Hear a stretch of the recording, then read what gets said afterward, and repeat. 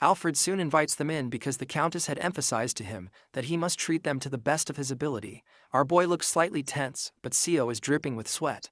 Alfred offers to guide them to the dining room first since they must be tired from the journey. Once inside, Jaehyun sees a vase with a tag that shows it's for the most beautiful and foolish little girl. Seo notices a pretty painting of a little girl and a dog, so Alfred informs them that it's a portrait of the owner and Sean, the dog. Our boy figures the girl must have been 12 or 13.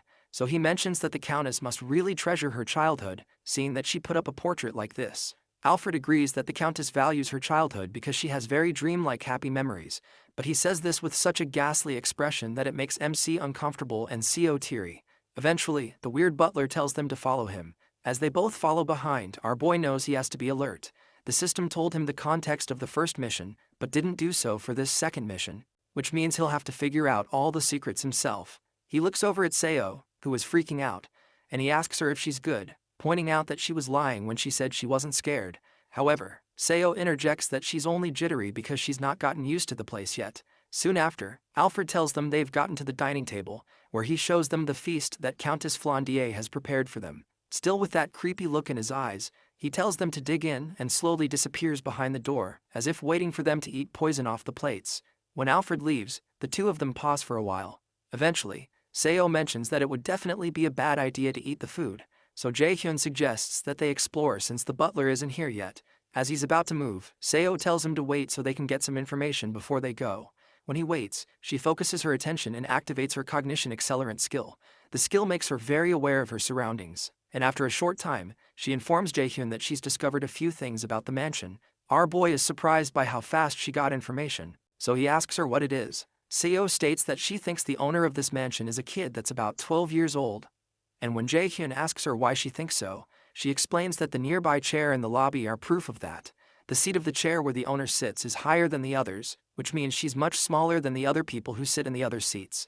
Apart from that, all the shelves in the lobby were pretty low, and only the lower handles were used. Jaehyun considers that it truly makes sense, so he proposes that they go check somewhere else. Seo follows him around, and she expresses her wish to take the camera she got back with her because it's a really expensive one.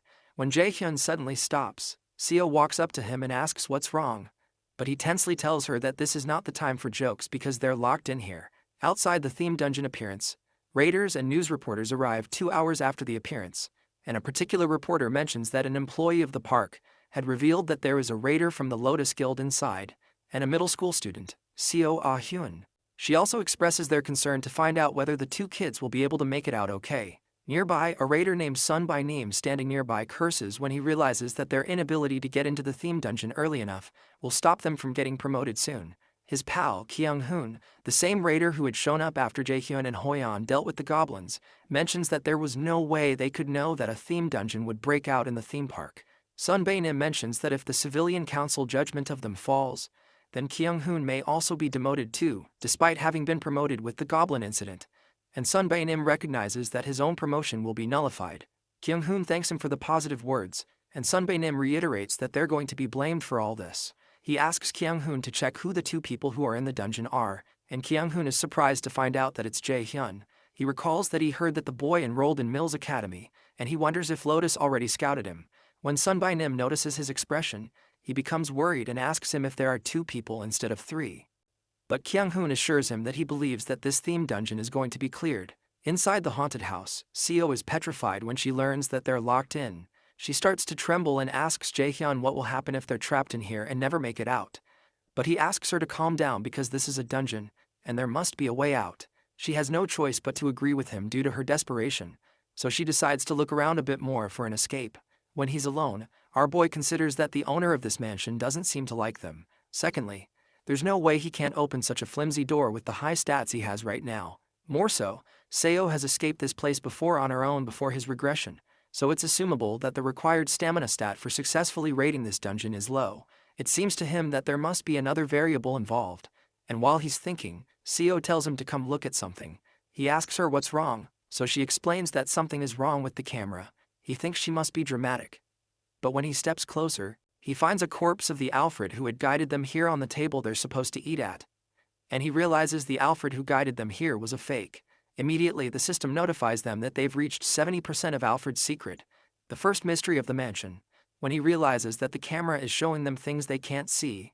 They realize this camera is a key to solving the mystery. Our boy realizes that if they assume that the Alfred they met is fake, then this screen is either showing them the present or the past. Since this is a dungeon where they have to solve the mystery of the mansion, they wouldn't show them the future, so Seo concludes that it must be the past. She believes the camera is showing them the mansion's secret through the past. If that's the case, she realizes all this food definitely isn't made for eating. Jaehyun realizes that it was weird that he kept sensing a bit of mana, which means all of this is an illusion. Illusion is a type of magic that occasionally appears in dungeon traps.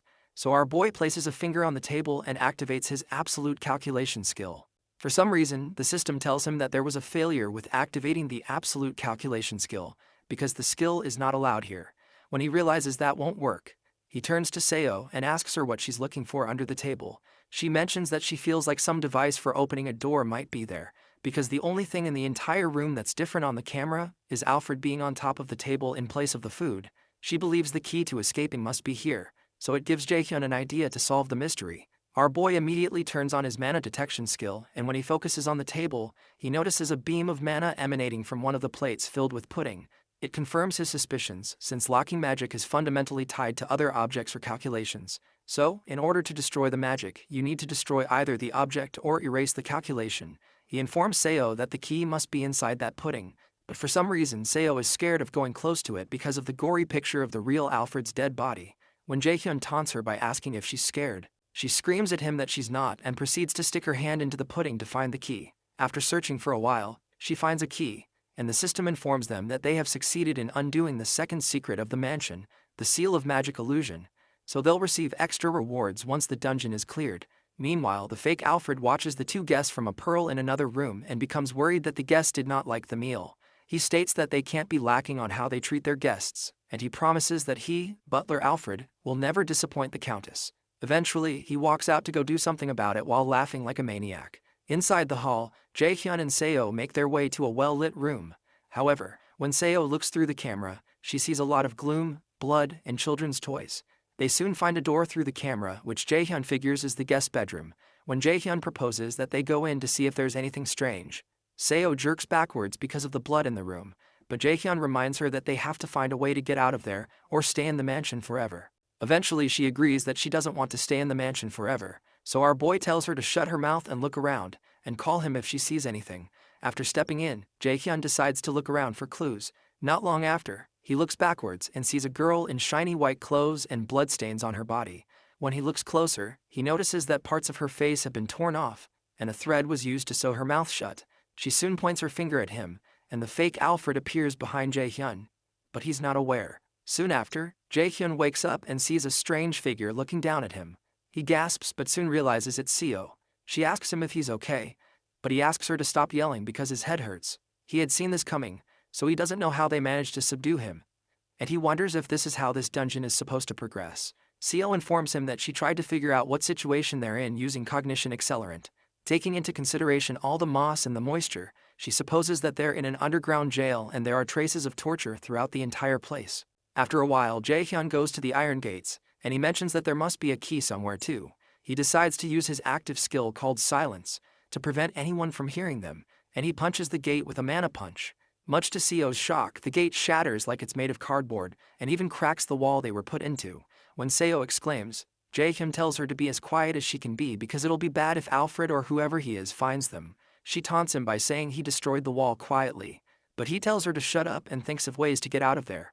While he's talking, they hear a dog bark, and Jaehyun is shocked to see a small puppy leap into his arms. He wonders what the hell a puppy is doing here and notices a key in its mouth. Frantic, Seo tells him to put the puppy down right now, but Jaehyun asks why since it's just a normal puppy in both appearance and mana, and he guesses that it may have been trapped here too since it has a key in its mouth. Seo protests that there's no way the dungeon would give them the key so easily, and this puppy could be a trap, but the puppy begins to growl at her. The growling puppy makes her stop talking, and the system notifies our boy that they've received a new quest called Flandier's Diary. The Flandier's Diary quest requires them to go to Countess Flandier's room on the 4th floor of the mansion and read her diary. The difficulty of the mission is B rank, and the reward is the undoing of the theme dungeon's skill locks. The fail condition is if they die before the time runs out, or if they fail to accomplish it before the 2-hour time limit. Jaehyun reasons that removing the lock on their skills is a good reward.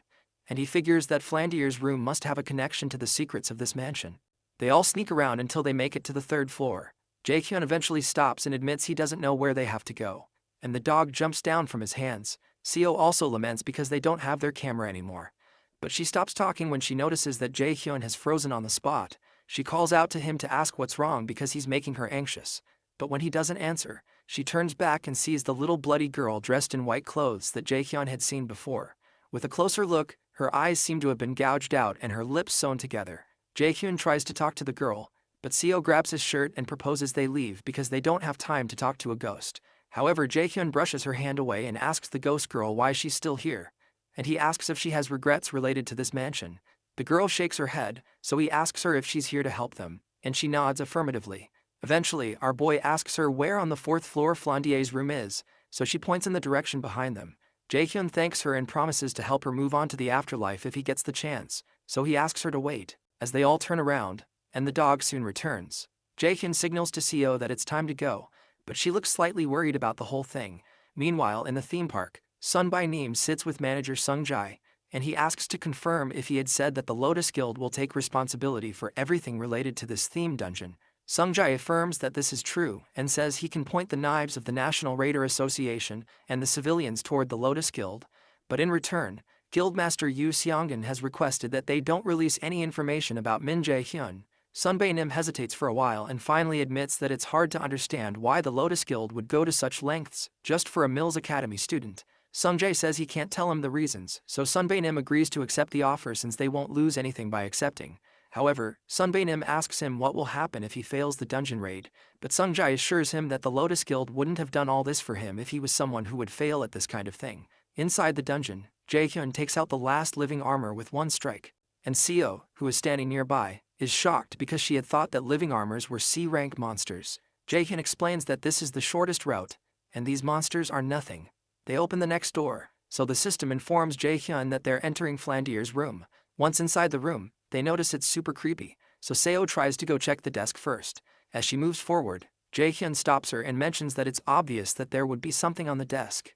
He proposes they check places where you wouldn't expect to find hints, and after looking around for a while, Jae-hyun finds it.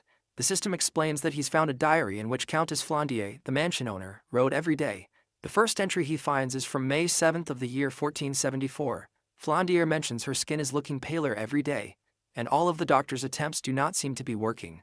She wonders if she'll end up dying without ever getting to see the outside world. In another entry on May 10th of the same year, she talks about how she's excitedly waiting for her great-parents, who had promised to buy her a doll she'd been wanting from the city. In another entry on May 12th, she writes how she got a letter stating that her parents died from an attack by thieves. The page is stained with her tears, and she wonders if they would still be alive if she hadn't asked for that doll. In another entry on May 15th, she writes that the funeral is over, and she became the owner of the mansion since she's the only one left of the Flandier bloodline. She explains that she's not happy at all because she's alone now and forever. In the month of July, another entry for the 4th day is written, where Flandier explains that a girl was caught who had taken one of the flowers from her garden.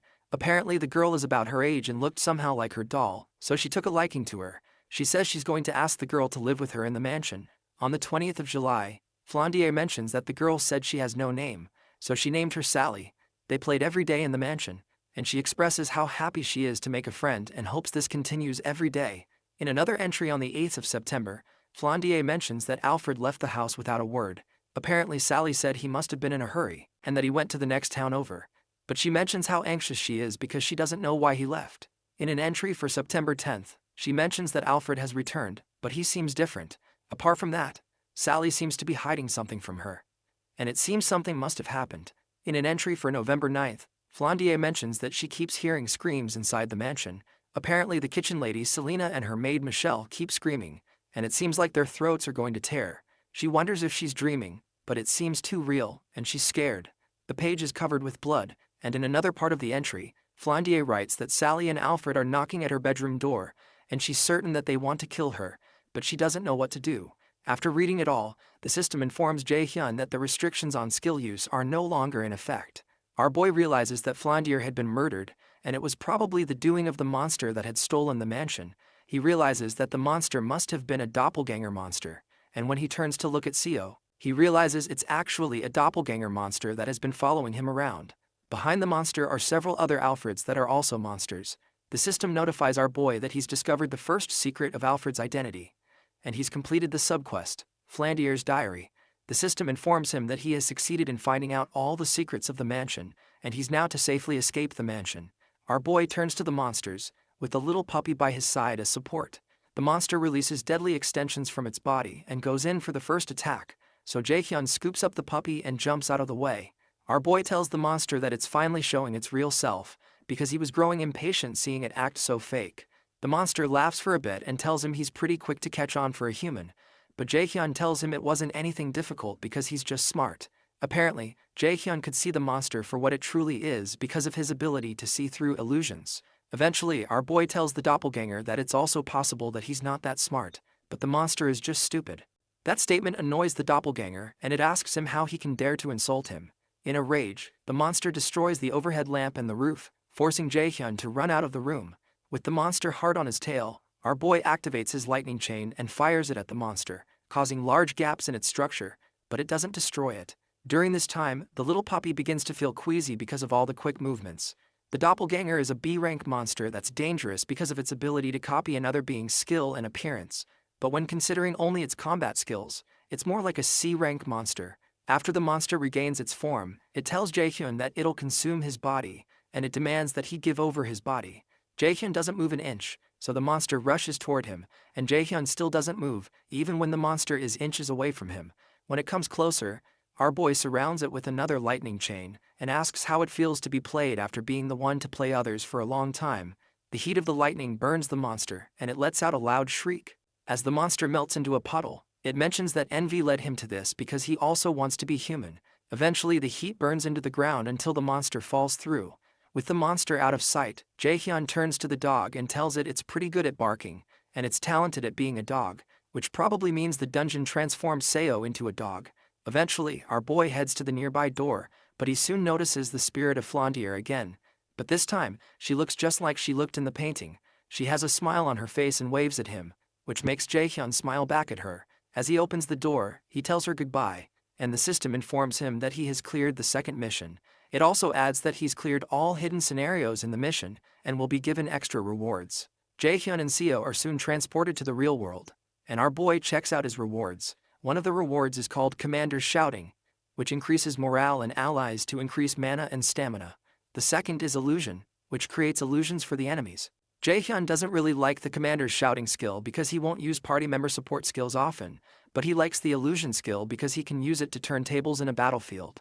When he turns to Seo, she tells him he should have said something since he knew she was the puppy, and she mentions that she was super scared that something was going to happen to her. Jaehyun reminds her that she made it out alive in the end, but she protests that she's still upset. Our boy tells her to get up instead of whining because they have to get to the next destination, which startles her because she was hoping they could take a break. Surprised, he asks her if she's tired since she hasn't even done anything ever since they were in the underground cell, so she explains that she has mental fatigue. However, Jaehyun agrees that he understands that, but he's sure it'll go away if she moves around. Using the subordination skill, he tells her to walk, and her legs suddenly start moving on their own. As she begins to walk to the next mission, she screams aloud in frustration and tells Jaehyun that she will never forgive him. After walking for a while, Seo ends up short of breath, and she asks Jaehyun if this place is a parade. Our boy takes a potion and confirms that it is, but he also warns that they need to keep an eye out because they don't know what's coming. Suddenly, a voice comes out through the speakers and welcomes everyone to Neverland. When they look in front of them, they see a crowd gathered around a stage, and the host introduces himself as Bruin. Bruin invites them all to his parade, and he approaches Jaehyun and Seo to welcome them. He congratulates them for successfully completing the 2 missions. So Jaehyun goes straight to the point by asking him what the last mission is going to be like. Bruin explains that the last mission is tag, and he points them to a gate that's not far away. Apparently, the both of them will have to run from the monsters that'll come out of it and reach the final destination. Jaehyun replies that he doesn't believe that's all there is to it, so Bruin compliments his cleverness. Eventually, Bruin explains that the game of tag spawns monsters depending on the number of challengers and how strong they are. Jaehyun realizes this is bad because if his skills are considered, there will be stronger monsters compared to those from earlier, and it's going to be hard to fight and protect Seo at the same time. When Bruin does an appraisal of their skills, he congratulates them because they're measured to be S rank. Bruin marvels because he hasn't had such high ranks before, and mentions that he's impressed. but Jaehyun protests that this doesn't make any sense. However, Bruin only wishes them luck and transforms into fire. The Nornir system informs Jaehyun that he's received the quest called Last Festival, and he has to run away from Surtur, the fire monster, and get to the final destination or defeat the monster. The theme quest, Last Festival, has a difficulty of S+ rank, and the reward is Thialfi's Thunder Steps. The requirements that typify failure include being killed by Surtur, but they're told there are 3 enemies to defeat. Apparently there's a hidden quest to both kill Surtur and get rid of the potential threat, which has an undecided reward, which could possibly be something called Unbelievable Performance. Jaehyun is stunned that there are 3 of them and he figures that something is wrong. While they're watching, another fire monster comes out of the gate that Bruin pointed to. Surtur is a being whose purpose was to engulf the whole world in flames before even the first giant Ymir was born. The sword of flames in his hand is said to be hot enough to burn the world to ashes in a matter of a few hours. Jaehyun quickly starts to run, and he drags Seo with him as Surtur begins to set everything close by on fire and rain brimstones over the whole place. Seo, who is now crying, asks how they're supposed to run away from that monster. But our boy tells her he's thinking about it and advises her to shut up and run if she doesn't want to die. Fire keeps raining down on the area they're in and begins to engulf the buildings. Meanwhile, another being in the form of a cat tells Hel that she thinks this is her fault. She wonders if she should help them, but Hel jokingly accuses her of being cruel because she knows she has no intention to help them. Hel eventually asks her to leave them be because she wants to see how Jaehyun will survive this. On the parade ground, Surtur keeps raining fire on the ground, and Jaehyun keeps trying to escape. He realizes it's too dangerous to fight the monster directly, so he has to avoid fighting him head-on and find the goal. Seo soon informs him when she finds the destination, so our boy rushes there and tells her to hold on for a bit longer. Our boy activates his skill called Haste, which increases his speed, and he dashes toward the final destination. His plan is to distract the monster and use Seo to get to the goal.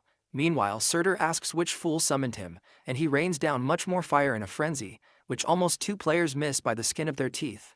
Jaehyun curses, then tells Seo to keep her mind alert and listen to him.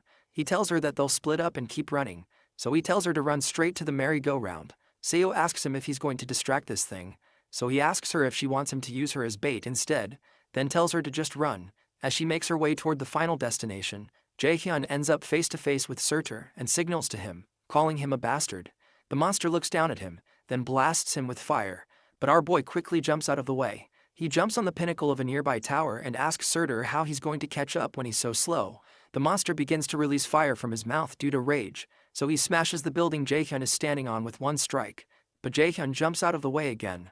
Meanwhile, Seo almost reaches the destination, but before she can get there, Surtur sends down fire to destroy the destination. She's forced to stop, confused as to what the heck is going on, and Jaehyun wonders the same thing.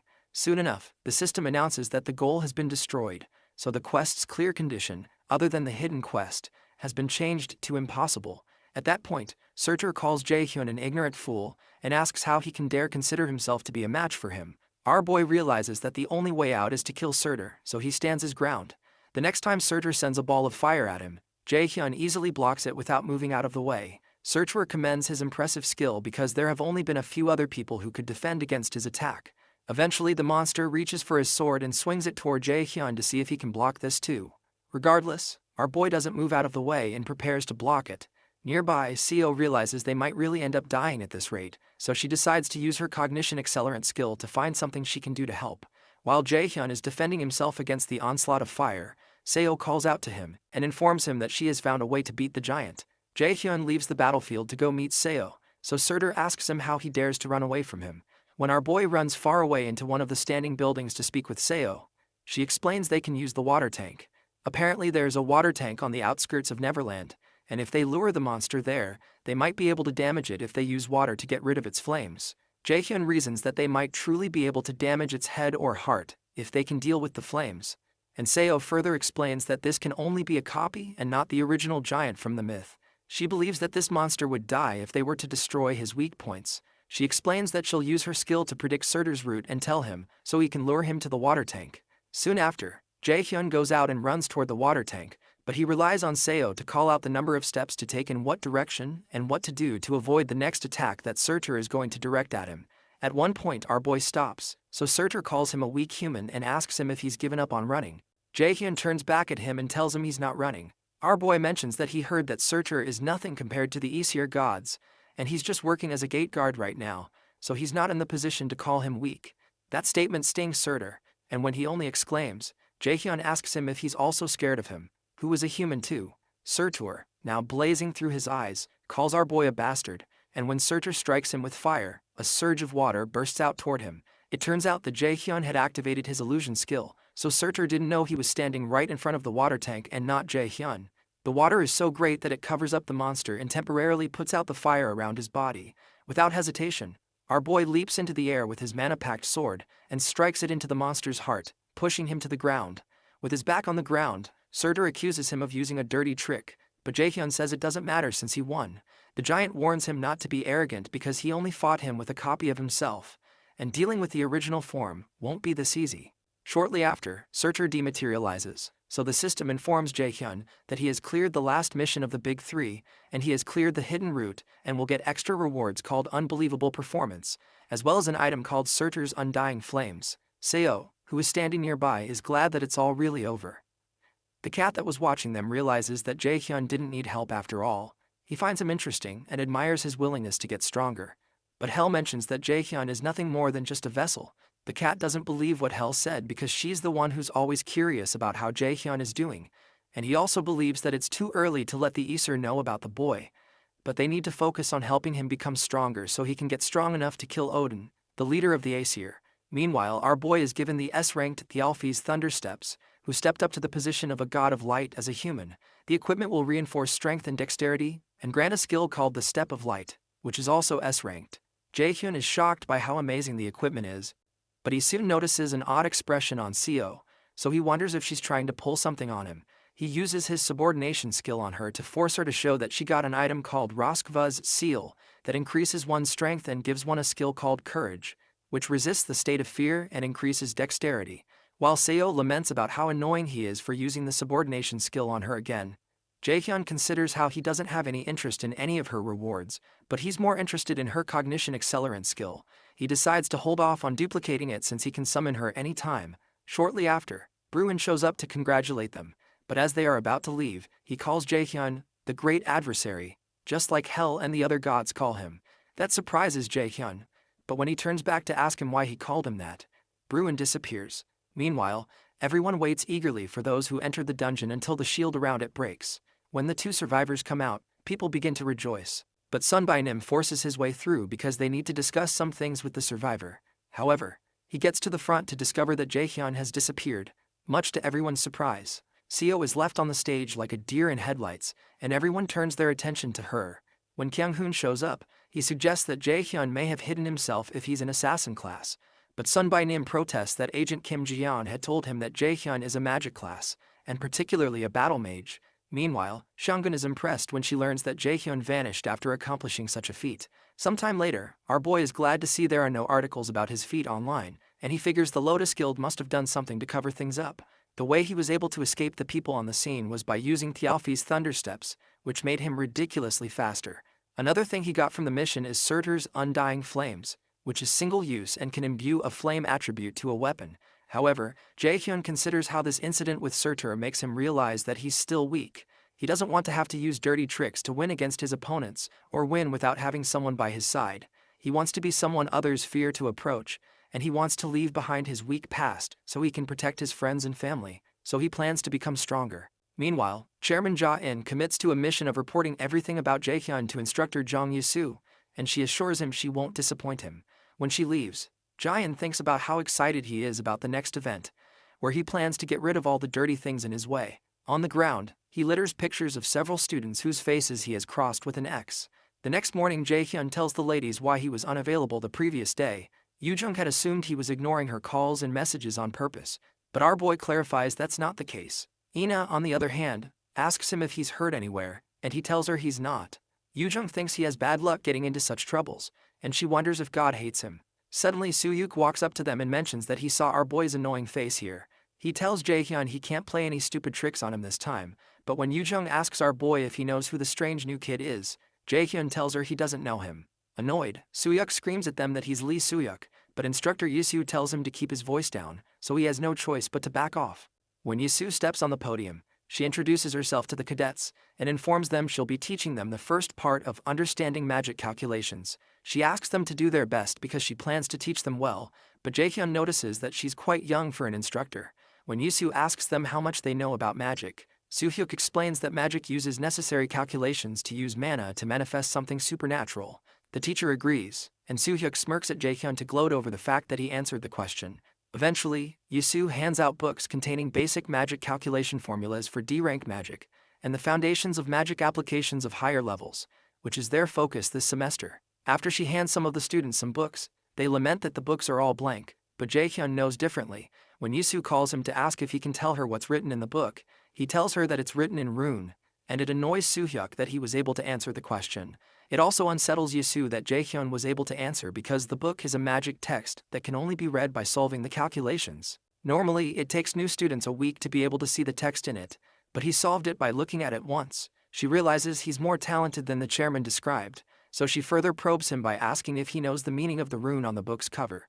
Meanwhile, Jaehyun doesn't know why he can read the book easily, and he doesn't know if it's the Nornir system playing a trick on him, or if it's the fate of the Aesir. But he tells her that the writing on the cover says, Odin's life and the basics of rune. In her apartment, Seo laments because Jaehyun, whom she refers to as a bastard, made her walk so much that her legs are now hurting. She also hates the fact that she had to answer the journalist's questions about the interior of the theme dungeon and explain what happened on her own. Before he left, our boy had made her unable to reveal anything about his skill using his subordination skill. Even recalling the experience makes Seo burn with rage, and she wonders when he's going to undo this subordination. Eventually, she recalls she can go find him, and it gives her an evil idea. Sometime later, our boy reads the book instructor Yusu gave him, and he finds it more interesting than he expected. He learns that all calculation formulas change their nature depending on how they're used. The in-depth knowledge of the basics from the book allows him to use a wider range of low-rank magic and can easily help him attain higher levels faster. When he notices Yujung collapse from exhaustion, he praises the fact that she was able to succeed in reading the book cover. She laments that she's upset because she was the one who taught Jaehyun magic. But our boy jokes that the student surpasses the teacher. Meanwhile, Ina rejoices because she can finally read the first page now, so Jaehyun praises her hard work. His compliments make her blush, so she covers her face with the book. Jaehyun notices that Ina has been treating him differently, and he wonders if it's because he drew a boundary the day they came out of the dungeon. Outside the library, Odin's crow watches the students, and soon travels back to report the situation to Odin. Sometime later, Jae-sung organizes a naming competition for his potion shop, and offers to give a box of best quality potions to the winner.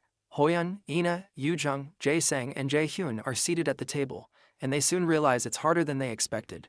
Ina mentions that it may be because there are barely any potion shops, and Yujung wonders what will happen if the shop doesn't get any business. Jae-sung explains that survival is the most important thing to a raider, so there's no way a potion business would fail. He reminds them of their experience when they tried the potions and declares that this is revolutionary. A few days earlier, our boy considers how a raider would do anything to get stronger. Although, to get stronger, money is more important than effort.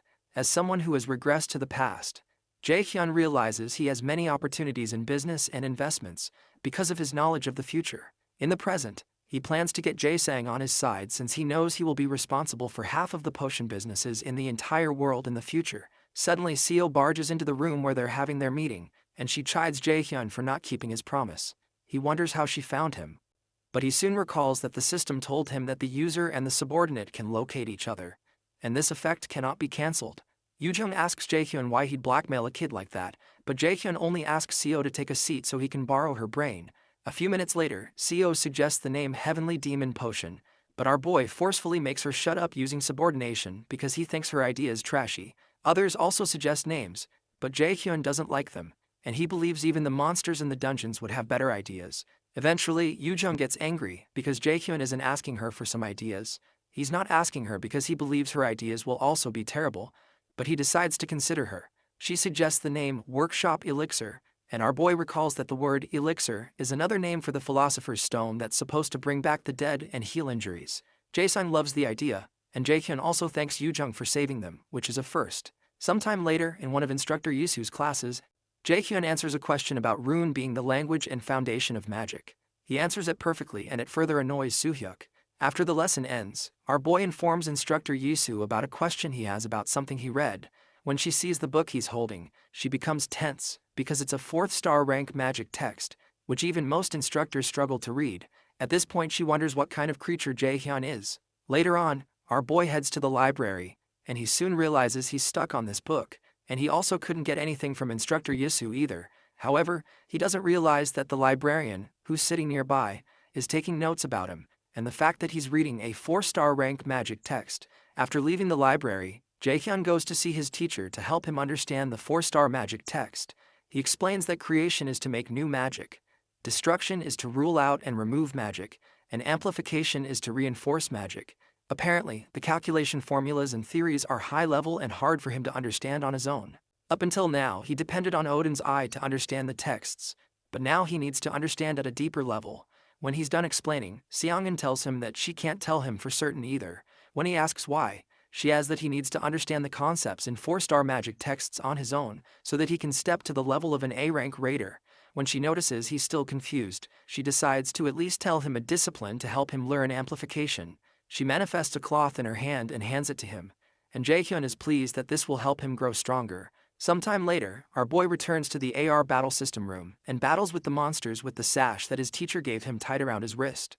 He looks pretty exhausted, and he soon activates his magic arrow skill and blasts it at the monsters, but they easily slash the arrows with their swords. Seongun had told him to repeatedly use one magic skill while having this item she gave him equipped. The item is called Gleipnir, a rank B item. It's a string that sealed Fenrir and an imitation item that was modeled after Gleipnir, that temporarily decreases all stats by 50% when tied around a user. His teacher told him to focus on just one skill and analyze that magic skill's formulas again and again. When Jaehyun asks her what this has to do with learning amplification, she tells him that's up to him to find out. In the present time, Jaehyun notices his entire body feels heavy and slow because of his decreased stats, and it's worse than he imagined. Some days later, Yoojung notices the dark circles around our boy's eyes, and she asks him if he's okay.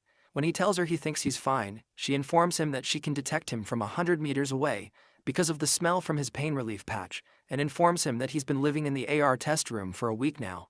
Ina looks worried about Jaehyun, and Yoojung adds that it's not good for him to overwork himself.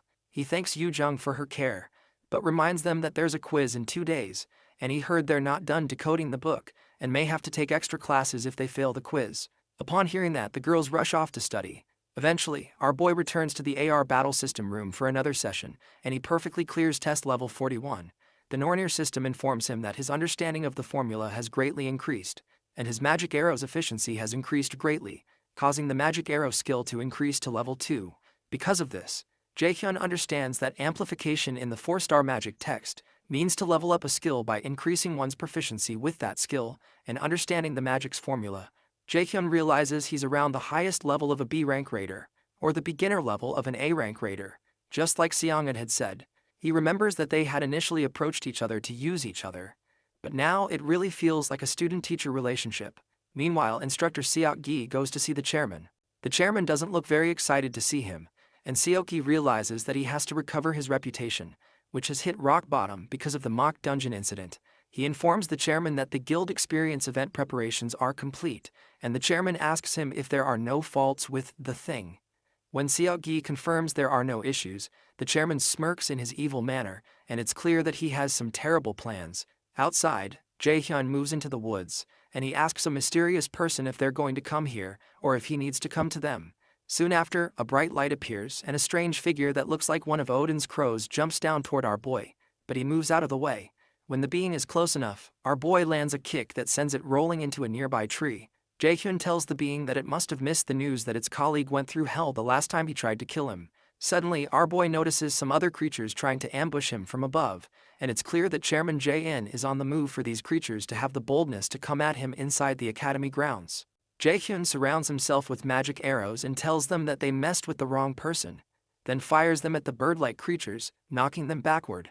However, he soon sees something that makes him cringe. One of those beings turns out to be his father, Min Seong-ho, who tells him it's been a long time since they've seen each other. Jaehyun burns with deep rage and fires several lightning chains at his father, who dodges his attack easily.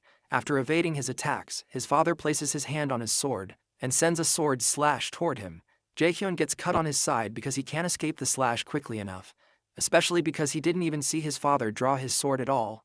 The slash Songho sent created such a deep gash in the ground that it would have cut Jaehyun in half if he didn't move out of the way. After a moment of silence, Seong-ho tells our boy he was looking forward to seeing him after such a long time, but his personality seems to have gotten much more aggressive. However, Jaehyun tells him to stop calling him son, because he never thought of him as his father. Surprised, Xiang'o mentions that our boy must be in his rebellious phase, but Jaehyun tells him to cut the bullshit and state why he's here. For a moment, Xiang'o looks at Jaehyun and recognizes that he possesses the power of the prophecy, but he believes there must be a limit to how strong he can become. Eventually, he asks Jaehyun if the resistance against the Aesir got in touch with him, and when Jaehyun looks shocked, Xiang'o gets his answer. He sends sword slashes to cut down Jaehyun, but our boy manages to create a barrier to protect himself. Regardless, the strength of the slashes breaks the barrier and burns up some of his clothing. So Jaehyun wonders if this is really the power of an A-rank raider. His father tells him he's gotten stronger, but Jaehyun still can't wrap his head around how he knows about the Aesir, and he wonders what he's been hiding. Eventually, he asks Xiang'o if he intends to kill him, and he tells him he doesn't plan to. However, Xiang'o considers that the great adversary's growth is unbelievably fast, and at this rate, he will become a great obstacle not far in the future to his plans and to the Aesir. He decides to use divine power to stunt the great adversary's growth, so he tells Jaehyun he'll take his limbs. Xiang'o amplifies the power of his slash and directs a huge strike toward him. Jaehyun hopelessly stands there as the immense power moves toward him, until it's mysteriously stopped by the cat that was conversing with Hell. Xiang'o asks the cat if the contract between the Aesir and the resistant Aesir was broken, or if he's just decided to challenge the great Odin. The cat tells him that he's not sure what he's talking about, and Jaehyun doesn't understand how the cat just spoke. The cat soon transforms into a female being and tells Xiang'o to go away because they still have business with this child. Our boy can tell from the mana coming from her that she's stronger than Xiang'o, and he doesn't know what the heck is going on. When Xiang'o asks her if she really has to make matters worse, she cuts herself and lets out drops of blood on the ground, and the droplets soon transform into monstrous hands that attack Xiang'o. Xiang'o blocks the attacks, and the hands become larger and the strikes stronger. While still attacking, Xiang'o tells the girl that Loki has gotten weak enough to depend on a mere human to end the war between gods. However, the girl reminds Xiang'o that he's also a mere human who's trying to kill Odin, so he's not much different. Eventually, Jaehyun's father decides to leave for now, but he warns her that he'll make sure she takes responsibility for the contract with Asir if she gets in his way next time. Regardless, she tells him to do as he will, but reminds him she can behead him at any time if he also interrupts her. After leaving a love mark on his neck, she reminds him the contract is between just the Aesir and the resistant Aesir, but there's nothing in the contract forbidding the murder of Odin's crow. Soon after, Xiang'o disappears, and our boy soon collapses on the ground, severely injured. The girl walks up to him and tells him it's nice to meet him. She introduces herself as Hell's alter ego, Hela, and says she's his observer and his guide for the 5 trials. Sometime later, our boy returns to the academy to heal himself. Hela informs him that he can ask her anything if he's curious, and she'll answer anything she can. He decides to ask her the true identity of Xiang'o, so she tells him he's not his real father, and his real name is Hugin. Apparently, he's one of Odin's crows, and his name, Hugin, is a mythical creature that controls and feeds on the human mind. Hugin borrowed the power to manipulate memories from another crow, Moonin. Hugin has also been lurking around Jaehyun, pretending to be his father. In order to keep an eye on the prophesied great adversary, our boy is shocked to learn that Xiang'o is not his real father, so Hela decides to show him since that'll be easier. She points her finger at him, which triggers him to recall his backed-up memories. In a flashback, he goes back to his childhood home. He witnesses his father calling him useless and despising the day he was born. His father didn't like the fact that he awakened, and ever since he unlocked his mana, his days were filled with violence and abusive words. However, his mother always tried to save him and defend him from his father. Suddenly he finds it hard to breathe, and somehow it occurs to him that he seems to have forgotten something that he should never have forgotten. Suddenly, memories of good experiences with his real father, who had always tried to give him sweets against his mother's wishes, resurface. He remembers how much of a happy family they were, and tears begin to trickle down his face. As he looks at the picture of his real father, he begins to cry profusely, and he wonders how he forgot. After his memory is restored, he returns to the present, and Hela tells him he's finally free from the memory manipulation. With tears in his eyes, he asks her why Xiang'o did that to him, and she tells him it's because he was born as the fated great adversary. The mention of the prophecy and him being the great adversary annoys Jaehyun, and he asks her what these things mean and why they're all making his life so hard. After a short pause, Hela explains how 10,000 years ago, the first Ragnarok happened, and that's when everything began. Ragnarok is the final chapter of the gods and where the story ends. During Ragnarok, the Resistance Aesir alliance fought hard in the War of Extinction, but they lost to the Aesir gods and the army led by Valkyrie. After the war, Odin agreed to let the gods and giants who were prisoners of war live on the condition of creating a contract. The document notarizes that the resistant Aesir force has lost in Ragnarok, and from this point onward, they cannot harm the Aesir gods in any way, and will have to be obedient to the supreme Odin. Living beings of many worlds have suffered because of this contract, and cried in despair endlessly, until the three sisters of Norn gave a prophecy. They prophesied that 10,000 years from now, when the second extinction comes, the weakest being will bring down Odin and Asgard, and open a new world. And that prophesied great enemy is Jaehyun. When Jaehyun confirms that the plan of the Aesir resistance is to use him to kill Odin, he asks what Odin's plan is, and what he gains from all this. Hela informs him that Odin wants the 9 realms in the palm of his hands, including Midgard, where humans reside. Meanwhile in Asgard, Odin finds it irritating to have to watch some inferior being just because of a prophecy. Heimdall, who's standing nearby, mentions that Jaehyun is just a human who cannot amount to anything compared to them. However, because the resistant Aesir are determined and they can't afford to show weakness in such times, Odin grants Heimdall temporary authority. When he hears that, Heimdall is glad he'll be able to leave Asgard, since it's been a while. Sometime later, our boy hits the gym to work out, and he remembers what Hela had told him about the 9 realms. Apparently, Odin has already taken over some worlds, including Vanaheimr, Jotunheimr, Svartalfheimr, and Muspelheimr, and he wants to conquer the rest with the Second War. In the flashback, Jaehyun asks why Odin hasn't already killed him, so Hela explains that it's because of the power of the prophecy, which is something even the gods cannot overpower. However, even though Jaehyun is being protected by that power, it's not eternal, and will vanish once the second Ragnarok approaches. She explains that the Aesir gods will kill him when the second Ragnarok approaches, and she explains that he was already once killed by them. Jaehyun suddenly understands that the death he experienced in his past life was Odin's plan, and that they were playing him from the start. They killed his family, manipulated his memories, and made his life a living hell. Hela asks him if he wants to get revenge and protect what is most important to him. She informs him once more that she is the guide of the 5 trials, and explains that she will give him a trial in order to raise him into the person who will kill Odin.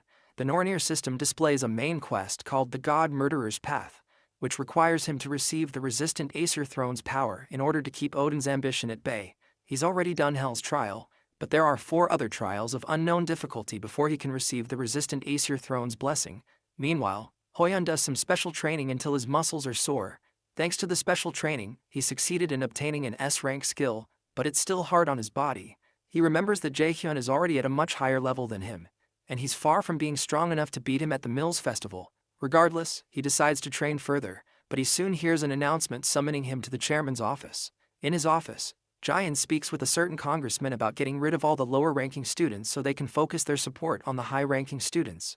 Jae-in proposes the man take care of the rest of what they need once they get rid of the students, but the man protests that he can't because things got too out of control at the mock exams, and the Raider Management Headquarters is going to be on the move soon. Jae-in feels the congressman isn't speaking at his level, and he considers whether he should get rid of him too. He soon informs the man that he's completed the preparation and that they're going to artificially open a gate at the guild experience they're holding in a few days. That gets the congressman interested, so he offers to send over the supporting funds from the nation to Mills as they said last time. Shortly after, Hoyeon, who still has the terrible experience he had in the demiplane in mind, is worried about why the chairman is summoning him. He supposes that the chairman was the one who invaded his mind at the demiplane, and was the one who caused the incident at the mock dungeon. As he knocks on the chairman's door, he decides not to act rashly because he can't handle this alone. Later on, while in class, our boy flashes back to his conversation with Hela. In the flashback, she informs him that Odin probably already knows that he has made contact with the resistant Aesir force, which means that Ragnarok can happen earlier than planned.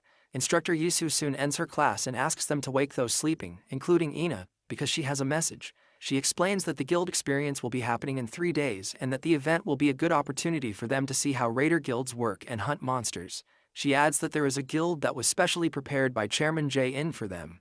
Jaehyun hates the idea of going to the guild Jae-in provided, and recalls that he went to a new E-rank guild and just sat on a moldy couch for a bit before leaving in his past life. But he can go anywhere now because of his accomplishments. He plans to go to the Neptune Guild because it's the #1 ranked guild in Korea before his regression. However, Instructor Yusu reads out a guild priority list, which offers a student they covet to experience their guild in exchange for a special point. Yusu announces that Jaehyun, Ina, Yoo-jung, and 3 others were chosen by the Lotus Guild, and Lee Soo-hyuk was chosen by the Neptune Guild. Yoo-jung is ecstatic about the Lotus Guild, and our boy realizes this is why his teacher asked for the names of the skilled students. Yujung begins to weep because she'll get to meet Guildmaster Yu Xiangin and almost chokes Ina with a hug. But she has to stop when the three of them receive an emergency message from Hoyan to show up at Jaesang's workshop. When the cadets gather at Jaesang's workshop, Hoyan tells them about Chairman Jian's plan to kill off the lower-ranking students during the guild experience to make students reawaken. Jaesang laments that the chairman's corruption is brought up every year, but now it's gotten worse as he plays with people's lives. Our boy realizes the guild experience event is much more dangerous than he anticipated.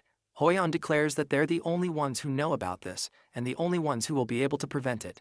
Jaehyun, on the other hand, believes they might just end up getting killed if they act rashly, even though it's noble to want to help the others. After silence lingers around the table, Yujung asks them why they're hesitating at all when the lives of students are on the line, and Jaesong agrees with her. So does Ina. It actually makes Jaehyun happy that they're all in support, and he believes their love for fighting and protecting others is what makes them raiders. Suddenly, the system adds another main quest called the Second Turning Point, where he has to prevent Jaehyun's greedy plan and save the students with an A+ rank difficulty. The mission has a reward of a blank card and a sealed magic text, and the Nornir system informs him that the resistant Aesir are watching to see what decision he makes.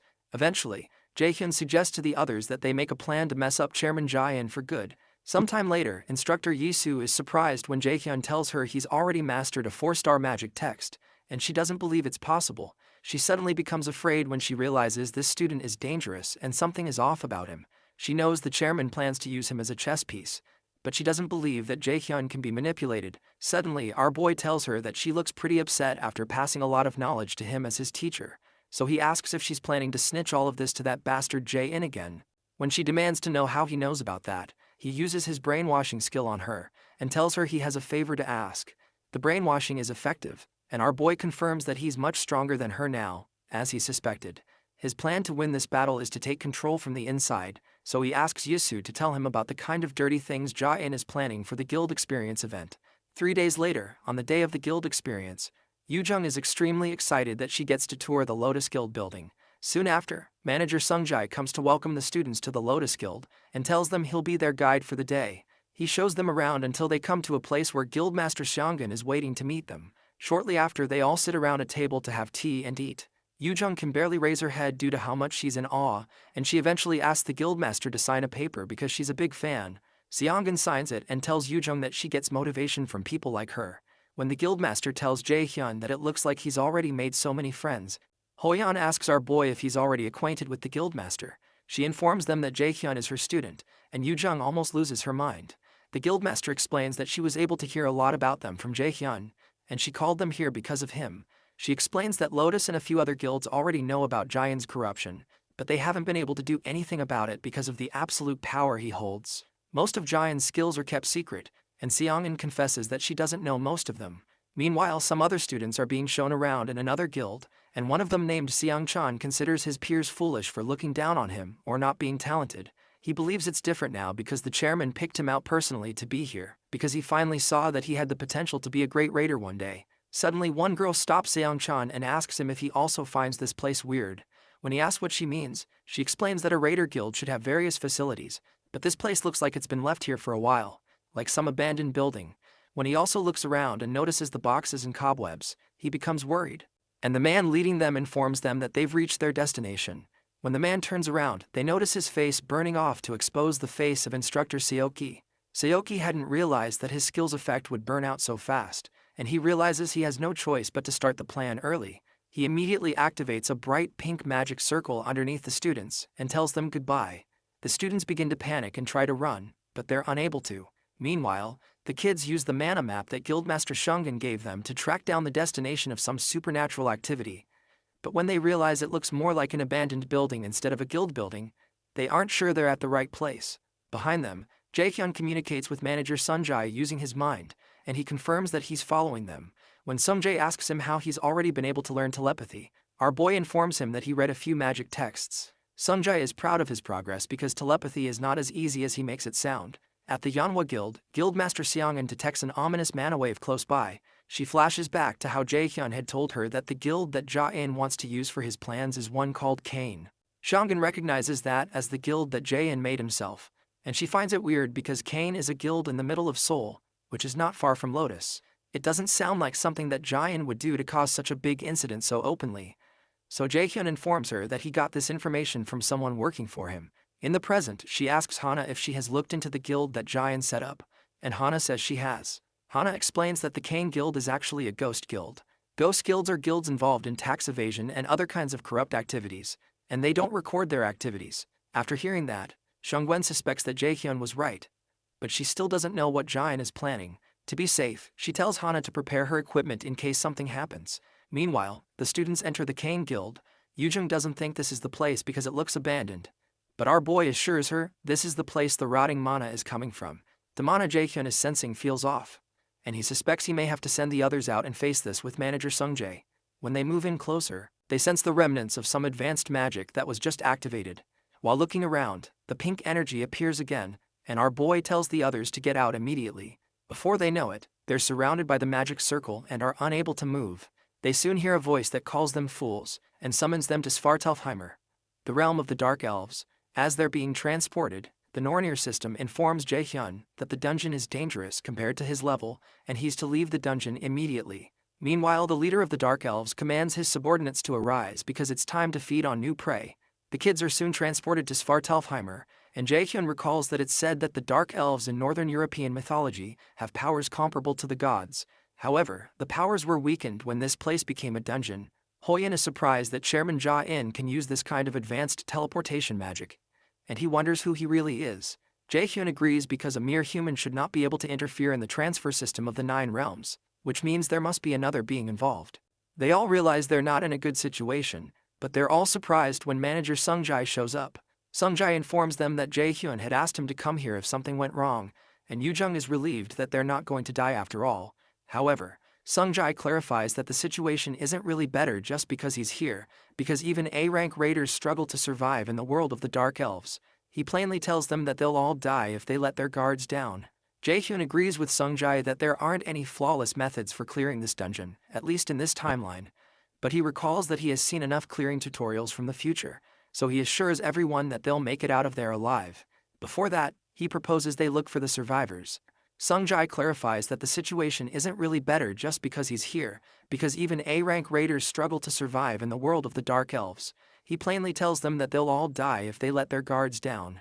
Jaehyun agrees with Sungjae that there aren't any flawless methods for clearing this dungeon, at least in this timeline, but he recalls that he has seen enough clearing tutorials from the future, so he assures everyone that they'll make it out of there alive.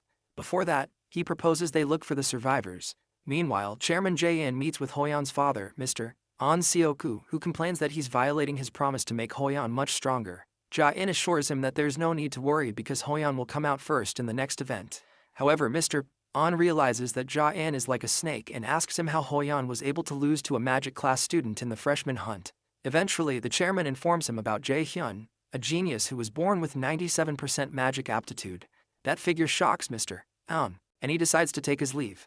Apparently, An Seogu used to be a military officer, and his deep connections with the central government are of value to Ja-in. However, this is not enough reason for Jae-in to intervene in the new event, because he doesn't want to play games he knows he'll lose. In the world of the Dark Elves, Aina decides to use one of her skills called Flash to illuminate the place since it's too dark. But Jaehyun asks her to wait and uses a level 3 Flash skill that has stronger rays of light. Yujin is surprised, so our boy explains that he leveled up Flash from D rank. Ina wonders how this was possible because leveling up a skill is only possible once you're an A-rank raider, and Hoyeon is shocked that Jaehyun is already this skilled. While they move forward, manager Sungjae considers our boy's ability to level up skills, and he wonders how he's never seen such a thing, even though he's trained countless new raiders. He secretly wonders how much stronger Jaehyun can get. As they continue to move deep into the dungeon, Jaehyun suggests that they rest for a bit, and Sungjae agrees since they've been walking for a while. Because Dark Elves are used to the dark and can turn off Flash easily, our boy turns off the light so they can get used to the darkness. The kids soon take some mana potions that Jae-song had prepared for them in advance to replenish their mana. When Hoyeon mentions that the survivors must be somewhere beyond the fork, Jaehyun uses his mana perception to check around the dungeon. He detects that the middle road leads to the room where the boss is, but he suddenly detects an incoming object and grabs the arrow mid-air before it pierces through Ina's chest. Our boy activates his absolute calculation skill, and everyone gets into fighting mode when they notice that they're surrounded by Dark Elves. Everyone watches in shock as Jaehyun crushes the arrow in his hands. Yujung quickly activates a mana field around her friends, and Ina activates a skill called Slow to try to slow down the elves. She soon summons her Radiant Divine Sword and begins to attack the elves. Meanwhile, Hoyan activates his martial arts Polar Extreme skill and creates a distraction that allows the others to attack further. When he gives the signal, Manager Sungjai jumps towards one of the Dark Elves with his dagger and battles with it head-on. Our boy decides to join in on the fun, so he activates his lightning chain, which is now at level 5, and he strikes several of the elves with his chains. According to the tutorial on how to clear Svartalfheimer, the Dark Elves' weapons and armor are all made from magic, which means he can destroy all of it with absolute calculation. He signals Yujung and Ina to only use fire-type magic, so they decide to follow even though they don't understand. As one of the elves throws his spear at him, Jaehyun tells Hoyan to use provocation skills to simplify the enemy's movements as he burns the spear with his fire. Hoyan soon uses his provoke skills to draw the monster's attention to himself, and Jaehyun asks Sungjai to kill the Dark Elves whose movements have been dulled. Sungjai follows through, but he wonders if Jaehyun knows something about the Dark Elves. Using his level 5 stealth skill to completely erase his presence, Sungjai tears up Dark Elf flesh. Meanwhile, our boy uses his Fire Strike skill and lands a strike that destroys one of the Dark Elves. Yujung also activates her Flame of Eternity to create a fireball that covers a large part of the area and forces the elves to move. As the Dark Elves advance forward for an assault, Ina activates her Fire Arrow and takes them down. As one of the elves wonders how these humans know their weaknesses, Hoyan's sword goes through his back and comes out of his chest. The elf is infuriated that a mere human dares to attack him, but while he turns back to face Hoyan, Jaehyun's lightning chain comes to finish him off. Shortly after, the entire fight ends, and Jaehyun proposes they keep moving since they don't have much time.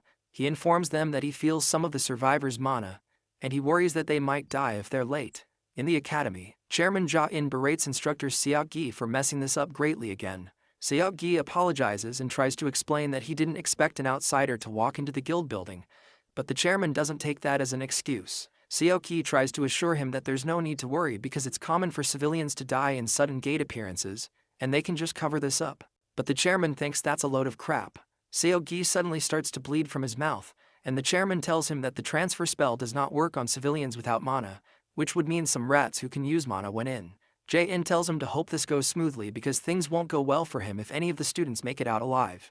As the chairman exacts more pressure, Seok-gi begins to bleed from his nose and eyes. Meanwhile, Guildmaster Shangin urgently leaves the guild and heads to the Kane Guild to investigate the ominous mana. She suspects the spell must at least be an S-rank spell, which means the kids and Sungjai are in danger. However, since her earring hasn't reacted yet, she can confirm that no one has died. While she hurries out, she tells Hana to call the association for support right away if she doesn't come back before the next morning. As Seongan rides on her bike, she promises to never forgive Ja-in if he touches a hair on any of her people. Meanwhile, Shang-chan seems to have been severely injured, so his friends help him move so they can get out. Eventually they trip over a stone, and she begins to cry because they have to find a way to get out of there. She begins to blame herself for all that happened, and wishes she weren't useless. She's surprised when someone suddenly places his hands on her shoulder, and it turns out to be Jae-hyun. He tells her she's done a good job and asks her to leave the rest to them. Soon after, the girl passes out, and they give her and Seong-chan some potions to resuscitate them. Seong-chan soon wakes up, and he's told that he's in Svartalfheimer, the land of the Dark Elves. When Jae-hyun asks them what happened, they explain that they fell down here after reaching the Kane Guild. Then they were ambushed by Dark Elves who took their friends away. However, the girl and Seong-chan managed to avoid being seen by the elves, but they eventually collapsed due to the mana overdose. From the way the girl is speaking, Jae-hyun suspects that she probably thinks of herself as a coward, and wishes she had died fighting alongside her classmate. However, Jae-hyun believes it's arrogance on her part to wish she fought with an opponent she cannot handle, since that's only stuff that happens in movies. The experience of how he also had to run from his teammates in his past life flashes through his mind. So he tells Seong-chan and the lady that they're not responsible for the others being captured. When Jae-hyun asks them to tell him where they were taken to, the girl explains that they were taken to the king controlling the Dark Elves. Jae-hyun also asks them who brought them here, so Seong-chan informs him that it was instructor Seok-gi. After a while, Jae-hyun asks the others to wait while he goes ahead, but Yujung protests and asks him what he's going to do. Our boy informs them that he feels dark mana from the direction they took the others to, which means it's probably the way to the boss, and he needs to hurry because the energies from the other guys are getting fainter. Yujung protests that he's crazy and would get himself killed, and Ina agrees that they need to work together, but Hoyan agrees with Jae-hyun for some reason. Our boy explains that they won't be able to fight against Dark Elves one-on-one and win, and they need to stay back to protect the injured. Yujung tries to protest but eventually keeps quiet because she doesn't have any other ideas. Sungjai also reluctantly agrees but asks Jaehyun to come back immediately if he encounters something dangerous. Hoyeon leaves the others in Sungjai's care, but Hoyeon assures him that he'll protect the others with all he has. As Jaehyun makes his way into the dungeon, Seongchan's friend wonders if he will be okay, so Sungjai assures her that he will because he's strong. Meanwhile, Yujung wipes tears from her eyes, and she assures Ina that Jaehyun will be fine when she notices she's also distressed. Suddenly, Sungjai notices something, and he tells the others to keep quiet because the enemy is approaching. As he reaches for his daggers, a beam of energy blasts past his head and injures him deeply, knocking him to the ground. Suddenly the Dark Elves approach them, and one of the stronger Dark Elves points out that these humans have been disturbing them like flies. Meanwhile, our boy keeps going forward, and he realizes he has to take care of this quickly because something might happen while he's away. He soon opens a huge door and runs into the king, who has been waiting for him and has prepared something special. As Jaehyun is about to speak, his earring begins to burn, and he realizes the manager's presence is growing fainter. Before he can act, the door closes behind him, and the king tells him he can't leave this place unless he survives fighting with his soldiers. Jaehyun comes to a crossroads because he has to save the others. But when he remembers Hoyeon's promise to him, he decides to trust the others while he deals with this. The Dark Elf King begins to mock him and asks him what he's going to do, so Jaehyun creates a wall of fire around himself and assures him that they're all going to die here. In the outer part of the dungeon, Sungjai still lies on the ground with the sword that injured him by his side. Hoyeon rushes to his side, and he realizes that the manager is in terrible condition and may have been poisoned, which means these beasts are aware of the weakness of an assassin-type raider. The leader among the elves summons his sword back to himself, and he decides to deal with the minions, as he puts it, since the most annoying one is out of the way. Hoyeon confirms his suspicions that they were waiting for Jaehyun to leave to attack, and Ina mentions that the guildmaster must have noticed that manager Sungjai is down. She recalls that Seongun had given Jaehyun an Ivaldi earring that would signal her once any of them were in danger, and she had promised to come if there's an emergency. In the Dark Elf Palace, Jaehyun burns with rage and literal fire as he tears through Dark Elf flesh. He covers himself with fire and approaches some of the elves, but he notices stains of blood on their mouths, so he tells them they're going to have to throw up what they just ate. Our boy recalls the look of determination on Hoyeon's face, which is the face of an insane person who's come to terms with his decisions. He's seen such a facial expression on his best friend from his past life, and on the friends that got killed in the mock dungeon, so he doesn't believe he should trust those eyes. Meanwhile, Yujung creates a mana field, and Ina summons several divine radiant swords to give the Dark Elves hell. The leader of the Dark Elf group tells them that it's pitiful to see them struggle in a pointless manner, so he assures them they'll all become a part of the king's feast, and sends off his soldiers to attack. Ina realizes the elf is fast, but Hoyeon blocks the guy's attack using his shield. Hoyeon activates his martial arts Polar Extreme skill and retaliates with a slash that forces him to retreat. The move makes the leader of the group admit the humans aren't too useless after all. Hoyeon realizes that this group is stronger than the previous Dark Elves they came across, and when the leader approaches him, Hoyeon asks him what he is. The leader of the group introduces himself as Kel, the captain of the Royal Guard, and one who is of royal blood.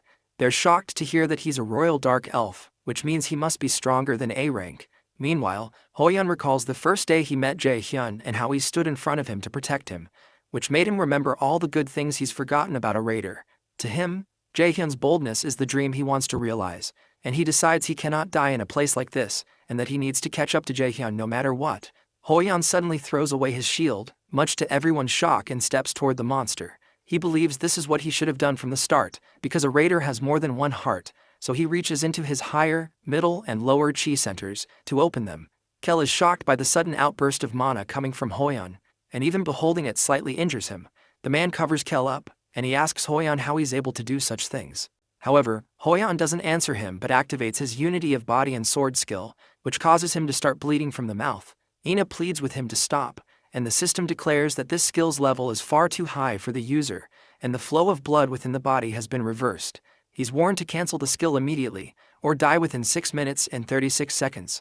So Kel takes advantage of the situation, and orders his soldiers to capture Hoyeon alive, even if they have to cut off his limbs. Regardless, Hoyeon doesn't deactivate the skill and decides to face the soldiers. He had succeeded in obtaining an S-rank skill called Unity of Body and Sword from his training, but it's still too much for his body. It's a skill used by those who have reached the peak of swordsmanship, where the sword and the body become one. As the soldiers rush towards him, Hoyeon deflects them easily and goes to face Kel. As both of them clash swords, Hoyan realizes he's not yet a match for Kel, because he has only awakened this new realm of strength in an unstable manner. He realizes that all he can do is stall for time, so he continues fighting with Kel. While they're fighting, Kel tells him that his struggling is rather comical, and he points out that he notices what kind of state he's in. However, Hoyan refuses to back down, because he has to keep his promise. He tells Kel he would never know why he's doing this and goes in for a frontal strike, but the dark elf jumps out of the way and attempts to attack him from the side. Kel is unable to land the strike because Hoyan's heightened senses allow him to pick up the counterattack quickly enough to jump out of the way. Kel calls him a little rat, but Hoyan leaps right back towards him and almost overpowers the dark elf. Suddenly, while they're fighting, Hoyan's body begins to break down, and the system tells him to undo the skill immediately because all muscular fibers are being disconnected and all blood paths are being twisted. While he's in pain, Kel comes in to finish him off, but Hoyan still manages to block his attack. He begins to cough and pant when his body can't take it anymore. Regardless, he continues with the skill and decides to put up one last fight. From where he is, he releases a huge mana blast that tears through the ground. The attack injures a dark elf, but Hoyan is disappointed when he realizes it's another elf that Kel had used to shield himself. The elf calls out to his captain as he dies in his arms, but Kel tells him not to worry because he was useful. As Hoyan collapses and profusely coughs out blood, he mutters to Kel that he's a coward. The words barely come out of his mouth before Kel rushes towards him and drives his sword through him. Meanwhile, tears flow from Yujung's eyes as she watches the horror and calls out to Hoyan. Inside the palace, Jaehyun kicks Dark Elf behinds using chains of fire. He's still unable to set the captured students free. And when he recalls that he had asked Hoyan to give him just 10 minutes to kill the king and save the others, he becomes worried. Just then, one of the Dark Elves comes at him with a spear to kill him, but our boy waits for him to get close and covers his face with fire. Meanwhile, the Dark Elf King laughs as he watches the entire thing. He calls Jaehyun a fool and asks him if he thinks he can win against the number of soldiers going against him. Jaehyun asks him why he can't, and the king tells him he's very arrogant despite being a useless human. Jaehyun recalls that he heard people call him useless way too much while growing up, and he's sick and tired of it. Suddenly, the Dark Elves begin to struggle to breathe, and our boy starts to burn bright as several of the elves collapse. The surprised king asks the soldiers why they're immobile and not attacking. But he doesn't know our boy is activating his Chains of Inferno skill. As the soldiers try to attack, Jaehyun takes out several of them using his chains, and he thanks the king for giving him the chance to try out his new skill. Hundreds of dark elves burn because of the fire of the Inferno, and the infuriated king calls Jaehyun a bastard. He threatens Jaehyun that he won't let him live after what he has just done. But Jaehyun simply approaches him and asks him if he's serious right now. The king is certain that it's impossible for a mere human to be this powerful, and he realizes he cannot win against him. He threatens Jaehyun that he will regret this, and informs him that the other 7 kings will definitely destroy him even if he succeeds in killing him here. While the king is still talking, Jaehyun uses his Step of Light skill to run towards him in the blink of an eye, and he lands a punch on his face. Along with the punch, he releases a fiery explosion in his face that knocks the king away. Finally, he tells him it's none of his business what the other kings do and proposes that they come find him if they're pissed. Meanwhile, Kel drives his sword through Hoyan's chest. Ina watches in despair because she wasn't able to do anything while her friend was injured because she's weak. She's losing someone once again, and this time, there are only the leftovers.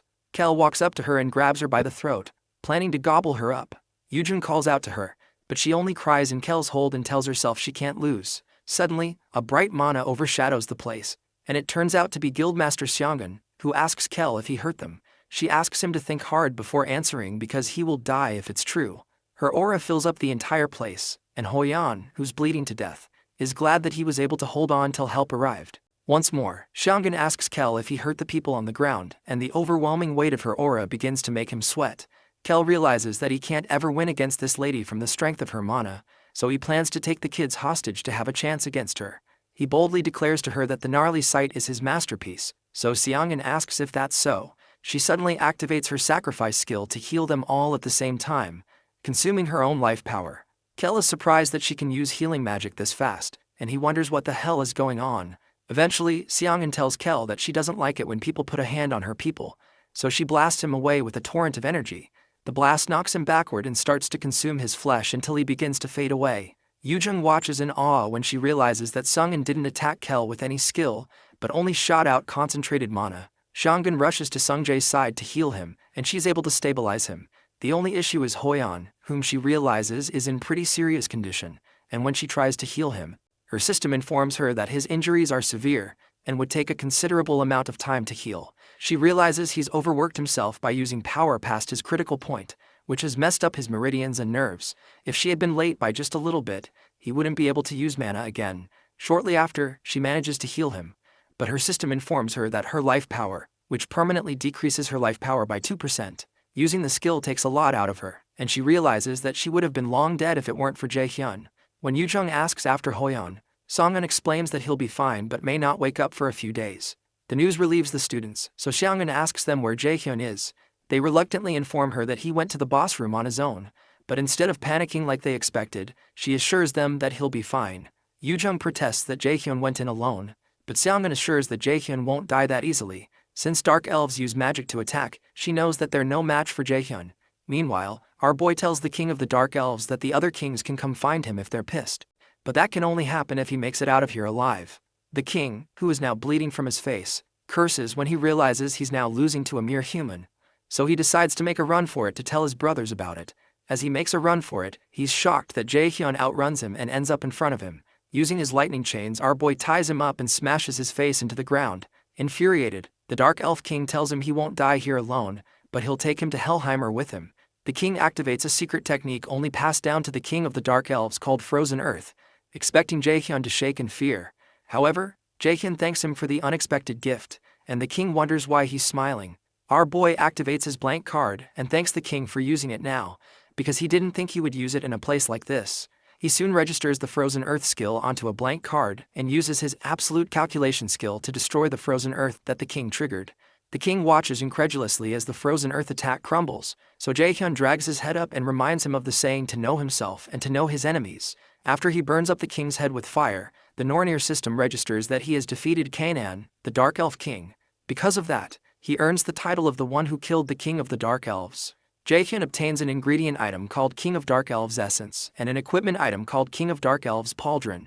After successfully clearing the second quest, he also gets a blank card and a sealed magic text, as well as a skill called Embodiment of Magical Artifact. He soon rushes to help the captured students, and he's glad to find out that one of them is still breathing. However, his stomach turns when he realizes that some of them are dead, so he uses his sacrifice skill to heal the guy that's still breathing. While healing him, Shangin comes to join her power with his, and she tells him that being a healer is a cruel job. Apparently, a healer is happiest when healing is not needed, and the second happiest person when saving a person who's on the brink of death. Meanwhile, on the streets of the city, Seoki boils with anger when he realizes that his plans have been foiled. He swears to himself that it doesn't matter if they make it out of the dungeon because they will all die painfully. Suddenly, Jaehyun appears by his car window and smashes the glass to grab his neck. With a maniacal look on his face, Jaehyun calls him a son of a bee because of what he did. An hour ago, those who are trapped in the world of the Dark Elves come out at the entrance of the Kane Guild. Sungchan thanks Songin for her help, so Songin says they can come to her guild later on if they're so grateful. The offer amazes Yujung, and she wishes she could join right away. Jaehyun thinks Yujung is cringy and tells her to read the atmosphere better, so she kicks him in his calves and reminds him that he's not allowed to talk for the rest of the day, because he got them worried. Jaehyun winces from the pain and wonders why it hurts so much even though her strength stat is low. Soon after, Hana arrives in a company van and informs the guildmaster that she had to hurry over because she couldn't reach her for hours. Seongun apologizes for that and tells her she'll explain the details of what happened later. In the meantime, she asks Hana to take the injured and the kids to the guild first. Shangin doesn't follow them because she and Jaehyun have something to do. Hana asks manager Sungjae to come with her, and Jaehyun notices that Sungjae's arm tore, which surprises him. As he's about to say something, Sungjae communicates with him via telepathy not to say anything to his sister because it's going to be worse if Hana finds out about it. There seems to be a love-hate relationship between these siblings, and Hana almost ditches Sungjae when he doesn't come into the car, which forces him to run in. After they drive off, Jaehyun and Seongun ambush Seoki, who has been watching from nearby. He's shocked that they made it out, and he doesn't understand what Seongun is doing here. Infuriated, he activates a magical equipment that Chairman Jae-in gave him because of the urgency of the situation. Using the equipment, he teleports behind her and attempts to stab her, but she easily slides out of the way. She mentions to him that his teleportation item isn't that great because it only moves him a couple dozen meters. She asks him why he was trying to kill the students and who was behind it, but Seoki refuses to and states that the mages are inferior anyway. He activates something that Seongun recognizes as a mana suppression device, so she tells him it's a shame. Meanwhile, Jae-in listens in on the conversation, and he decides that he no longer has any use for Seoki. On the streets, Seongun prepares a blast of mana despite Seoki's mana suppression device, and she asks him if he had really thought that he could defeat her with something like that. Jaehyun realizes that he couldn't detect the magic seal in the Kane Guild beforehand, because Seoki had also used a mana suppression device there. Seongun tells the instructor that she doesn't care if he doesn't tell her who's behind this because she already knows it's Jaehyun.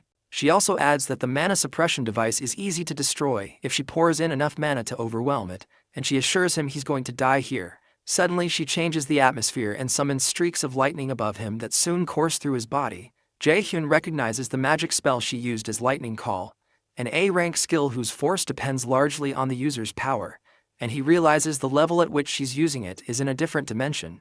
Sometime later, Ina returns to her lodge, and she recalls how Jaehyun had protected her by catching the spear that was supposed to kill her. She realizes he was able to inversely calculate the spell in a short period of time, which means she's still got a long way to go. But she makes sure to find time to thank him later. Meanwhile, reporters storm the Mills Academy to hear what they have to say about this matter, and they desire to have a word with Chairman Jae-in. Instructor Yisu goes to inform Jae-in that the Academy's reputation has fallen, and there are assumptions that he was the one who created the Ghost Guild to try and abandon the students. Jae-in boils with anger as he wonders why this happened. Expressionless, Yisu informs him there are journalists outside and calls from everywhere, so she asks him what she should do about them. Annoyed, the chairman orders her to lock down the academy and tell everyone they're not taking any interviews right now. When she leaves to handle that, Jae-in realizes there must be a traitor inside Mills for such information about his plans to have leaked. It's clear that Suki is probably dead, so he decides to take an eye for an eye. The chairman places a call to someone and offers to pay anything he wants for a media cover-up. A few days later, Jaehyun intentionally collides with Hoyeon while they're in the hallway, and he comments that he's looking fit. Hoyeon is glad to see him and says he's only well because of him and the guildmaster. After a short pause, Jaehyun asks him why he almost killed himself, and when Hoyeon struggles to answer, Jaehyun warmly assures him that he just needs to keep moving forward with that kind of mindset. He encourages him to do as he pleases and think of the reasons later. However, before he leaves, our boy reminds him to look out for himself because the other guys worry about him. For some reason, the thought of doing what he wants to do energizes Hoyeon. Later that day, our boy checks out his stats and checks his A-rank title as the one who killed the king of the Dark Elves. The title increases his mana and his attack power when facing a dark-type monster and will trigger the anger of all Dark Elves and make the user a target when this title is equipped. He excitedly equips the title and decides to leave the essence of the Dark Elf King ingredient to Jaesong, since he loves handling new ingredients. Our boy also gained an active skill called Realization of Magical Artifact, a skill that creates necessary armor in battle using mana. This skill surprises Jaehyun, so he quickly equips it because he's amazed. Jaehyun realizes that the value of this new skill doesn't really lie in its rank, but in its utility. On the black market, a piece of C-rank armor goes for tens of millions of won, so that means he can make armor of that value each time. Suddenly, the knife given to him, named Misteltein, begins to react until the system notifies our boy that all the effects of Misteltein have been unlocked because he has fulfilled all the conditions. Because of this, he obtains a passive skill called Genius of Armor Making, and all the equipment he creates from now on will have their rank increased by 1. This is ridiculously great news to Jaehyun, and he now understands that the full effects of Misteltein weren't working because he hadn't fulfilled the full conditions before. Since he's getting all these benefits, he decides to begin training with them. The next morning, many students are seen preparing for the Miles Academy exams. Because of the difficulty of the exams, they're nicknamed the Grave of Students because of the intense competition. The exams are both theory and practical, where the practical involves potion making and pocket-plane dungeon raid tests that are broadcast live to the entire nation. Meanwhile, Hoyeon is woken up by Yoojung, who threatens to beat him up, and he apologizes that he sleeps whenever he reads. The frantic Yoojung reminds him they just have a few days left until the midterm exams and warns him against getting a failing grade. Nearby, Ina also struggles to understand what she's reading. Hoyeon realizes that he and Ina suck at theory, and she had offered to tutor them to help out. Both of them eventually give up and accept the fate of retaking the exams, but Yoojung tells them to stop saying nonsense and explains the next subjects they have to them. A few days later, after the students finish one of the tests, some students talk about how the test was, and notice the top-tier students, Ina, Yoojung, and Jaehyun, talking with one another. The students suppose that they're all geniuses and did the test with their eyes closed. When Yoojung asks Ina how the test went, she suddenly blanks out. Jaehyun and Yoojung make fun of Ina and Hoyeon and state that books are their enemies, which makes Ina chase them around. Meanwhile, Soohyuk watches Jaehyun, and he tells Minsu that he'll beat the arrogant bastard this time for sure, but Minsu just thinks Soohyuk is in his emo phase. Sometime later, Yoojung creates a potion in Jaesong's workshop that explodes in her face, so Jaehyun makes fun of her. He tells her that his own potion is much better and tries to get Jaesong to support him. But Jaesong reluctantly declares to both of them that they're going to fail at this rate. He states that they both have no talent in alchemy, and he breaks their hearts into little pieces. Our boy realizes he has to train more to avoid a failing grade, so he asks Jaesong if there's a way for them to avoid failing. After giving it some thought, Jaesong proposes that they use a special item, which is a monster called moonlight fireflies. Apparently they reside in very clean areas, and not even 100 appear on the black market each year. If they can create a powder out of their exoskeleton, then they'll be able to maximize the effects of the potion. Shortly after, Jaehyun and Yoojung approach Kwon Soil Sunbai, one of the seniors they defeated in the freshman hunt. After telling her it's been a while, she looks at them in surprise and asks them why they're here. Our boy tells her that he would like to ask her for a favor, but she tells him to piss off because she's not going to do anything for him. However, he asks her if she's going to reject it without hearing what he has to offer. But she still refuses because all he can probably offer are some points. Our boy offers her 30 million won in cash, which shocks Yoojung, and Soil lights up at the mention of that amount of money. Soon after, they head to a place called Jolabuk do Muju, near Mount Daeogyu, and they bring Jaesong along. An hour earlier, Soil listened to their offer and believed it was doable, but explained that even with her inspection skill, she still needs traces in order to find something. When she asks if they have a way, Jaehyun assures her he's going to bring along a very talented alchemist. She asks who, and Jaesong soon appears, but she doesn't rate Jaesong as a talented alchemist. Our boy asks her if she knows him, so she replies that they were in the same team on their first freshman hunt. An hour earlier, Soil listened to their offer and believed it was doable, but explained that even with her inspection skill, she still needs traces in order to find something. When she asks if they have a way, Jaehyun assures her he's going to bring along a very talented alchemist. She asks who, and Jaesong soon appears, but she doesn't rate Jaesong as a talented alchemist. Our boy asks her if she knows him, so she replies that they were in the same team on their first freshman hunt. Apparently, she didn't even know he was into alchemy, and had considered him a good-for-nothing that was forced into martial arts class, especially because he wasn't really of any help back then. While they're out in the woods, Soil tells Jaesong he's got a different vibe from back then, and now looks like he's having fun, which surprises him. Moonlight fireflies are nature's monsters that appear normal in the real world. Jaesong leads them to a good spot where they can easily find fireflies, but Soil reminds him that it's getting hard to see in front of them from this spot. Regardless, Yoojung notes that the scenery doesn't seem to be affecting Jaesong, so our boy informs her that Jaesong had told him that he likes bugs, and that creeps Yoojung out. After looking around for a bit, our alchemist finds a trace of a moonlight firefly, so Soil swings into action to find them. After activating her skill called Inspection, she finds something that she believes are moonlight fireflies. They soon begin following the path, but they soon realize that it's not the way they came, and they notice that it's kind of creepy. However, Soil insists that her skill is guiding her here. After going through the weird-looking vegetation for a while, they suddenly run into a bright waterfall with enthralling fireflies moving around. Jaesong excitedly informs them that these are moonlight fireflies, and it's clear from how large they are compared to normal fireflies that they're monsters. Because of how fast they're moving, Jaesong activates his gravity skill to restrict their movement. But the bugs seem to withstand the force of the pull. When Soil suggests that Jaehyun make his force stronger, he replies that he doesn't have the proficiency to change the force of this skill. Jaesong becomes worried that they'll miss the fireflies, but our boy assures him they won't, so he generates a mana room to trap them all. Soil is totally shocked that our boy just created a whole mana room, so she tells him he's a monster. Jaesong is amazed because he would never have thought of this method, so he rushes in, but it's clear from Yoojung's expression that she despises bugs. Regardless, Jaehyun forces her in, and they all enter to join Jaesong, who is already collecting bugs. While catching the bugs, Soil wonders if there's any other student in the academy who can create a mana room like this, and realizes even a third-year student wouldn't be able to do this. After they finish, they return to Jaesong's workshop and try to create potions again. This time it works and doesn't explode in their faces, which shocks Hoyeon and Ina. Jaesong proudly declares that he worked hard to make this, and they can expect a purity of at least 70% in their potions. When they finish, Yoojung and Jaehyun begin to celebrate, but Jaesong becomes worried that Jaehyun's potion only has a purity of 50%, and Yoojung's has 47%, so he wonders if they'll really be okay in the tests. A few days later, after their test, Hoyeon makes fun of Jaehyun and Yoojung, saying he almost mistook their ingredient pot for a monster summon pot. Even after Yoojung got all the good ingredients, she still ended up in the 42nd position, with Jaehyun at 31st, Hoyeon at 29th, and Ina in first position. After teasing them a bit more, Hoyan heads over to his next class. So Jaehyun tells himself that it's not over since he still has other exams left, and so does Yujung. The only issue is that the practical exams are difficult. It's a compilation of all the freshman hunt, AR test, fake dungeon, and every lesson they've done so far. Apart from that, another factor that exponentially increases its difficulty is the way teams are made.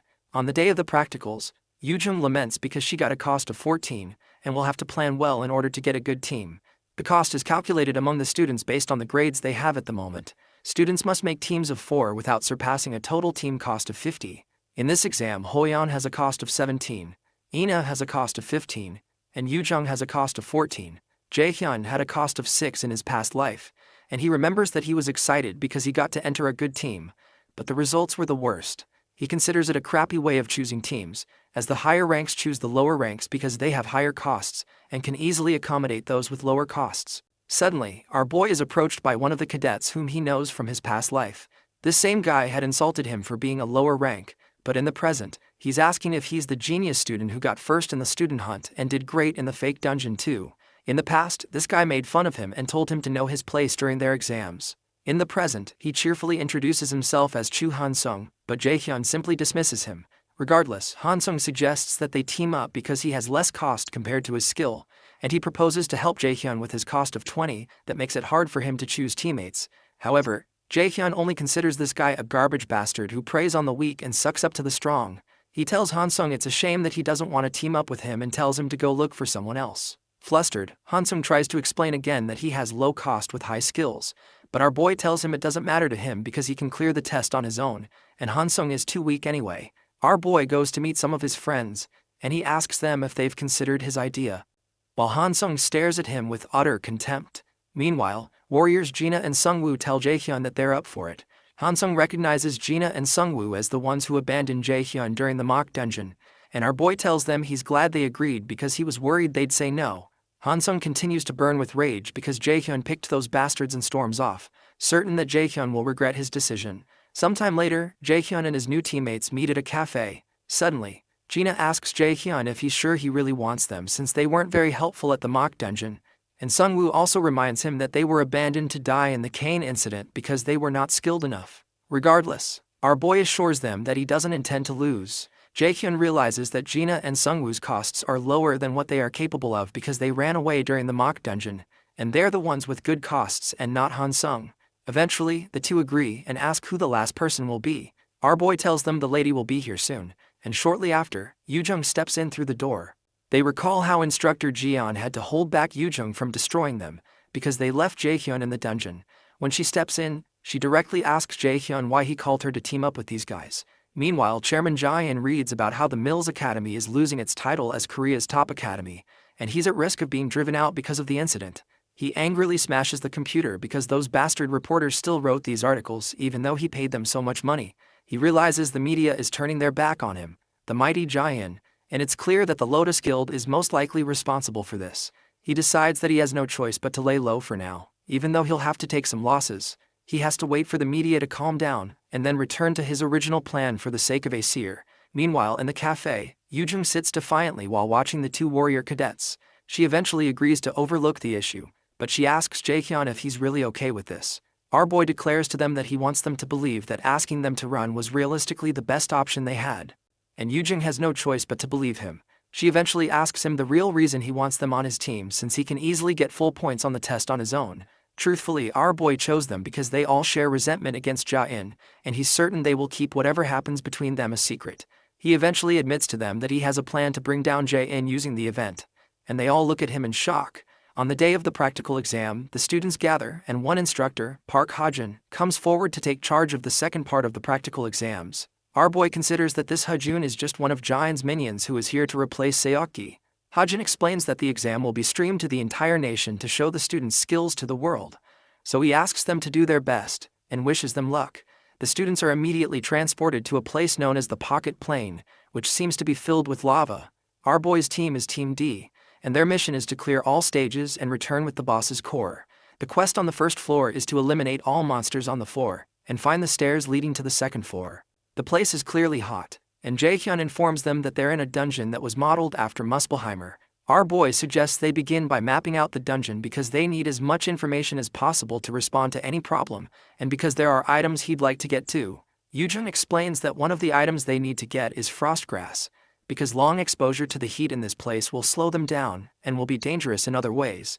Sungwoo commends Jaehyun and Yujung because they seem to be good at this stuff, but our boy explains that it's the basics of dungeon exploration, and survival is the priority of a raider.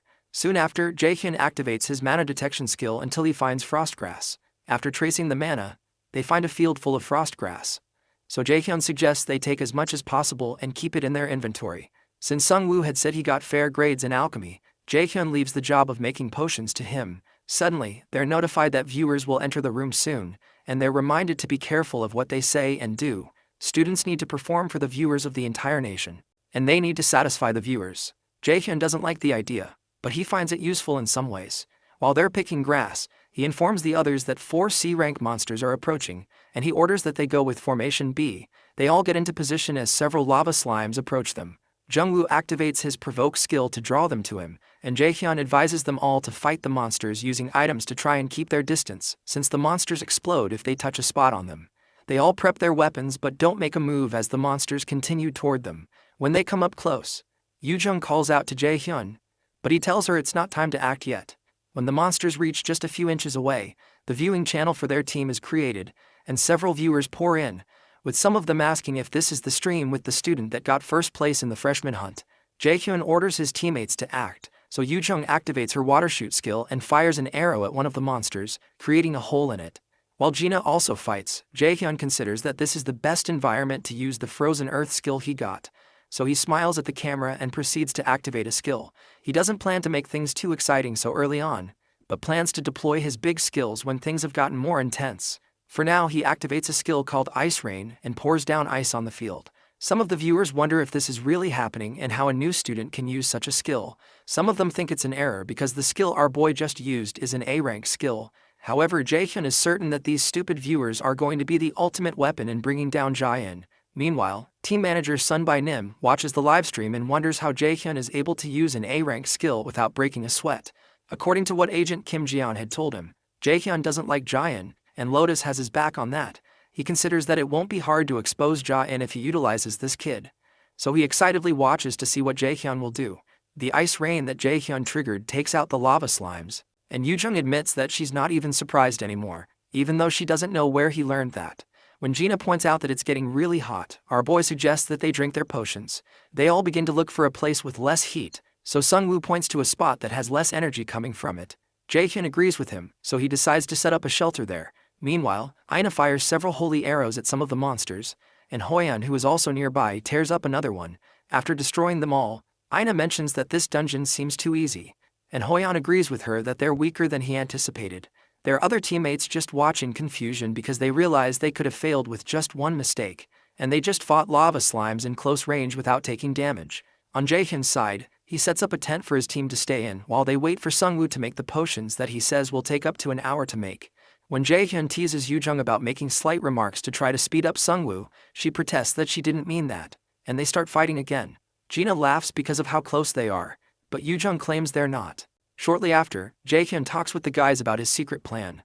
After explaining the plan, Yujung steps out with Jaehyun to ask if it's really possible, and our boy assures her it is. He believes this is the best time to create some ruckus, so he releases some power to make the connection to the pocket plane unstable and cancel the limited voice transmission feature. The viewers wonder what Jaehyun is doing and why he's working alone with Yujung. While they wonder if the others have failed, Jaehyun assures the viewers that his members are fine, which surprises them because they shouldn't be able to hear the students talk. Jaehyun had played with the formulas of the pocket plane a bit so he can speak, so he tells everyone it's nice to meet them and declares that he'll start the real stream now. Meanwhile, Jaehyun almost bursts due to anger while watching Jaehyun's display. Jaehyun can't believe this is happening, and he doesn't understand how Jaehyun was able to interfere with the formula of the pocket plane, which was created by dozens of mage raiders, himself, and many of the academy's mage instructors. Instructor Hajun, who is standing nearby, suggests that they punish Jaehyun, but Jaehyun clarifies that he wants to but cannot, because there are no rules for this kind of situation since it was never expected. However, there is the rule that an academy student cannot disclose Meals' sensitive information to the public, and he can be expelled if he violates that. Suddenly, the chairman overhears Jaehyun talking about him on livestream. Jaehyun links the chairman to the guild experience incident and a lot of shady things, and he assures the viewers not to worry about him being expelled, which totally perplexes the chairman. Our boy tells the viewers that the chairman's favorite quote is that the strong survive and have power. After laughing maniacally about Jaehyun's rottenness, the chairman orders instructor Hajun to expel Jaehyun once the exams are over. He also asks him to get at least 2 experienced A ranks to get rid of Jaehyun once the media has calmed down a bit. When Jaehyun leaves, Ja-in promises himself to make Jaehyun pay. Our boy explains to the viewers that Chairman Ja-in won't be keeping his word if he expels him when he has such good grades. The viewers are excited by all he's saying, and several of them begin to figure out that there must be an actual problem in the school, especially with all the uninvestigated allegations that have been made against Ja-in. Earlier, in the shelter, Jaehyun informs the others that he's going to edit the formulas of the pocket plane so the viewers can hear them and bring them to their side.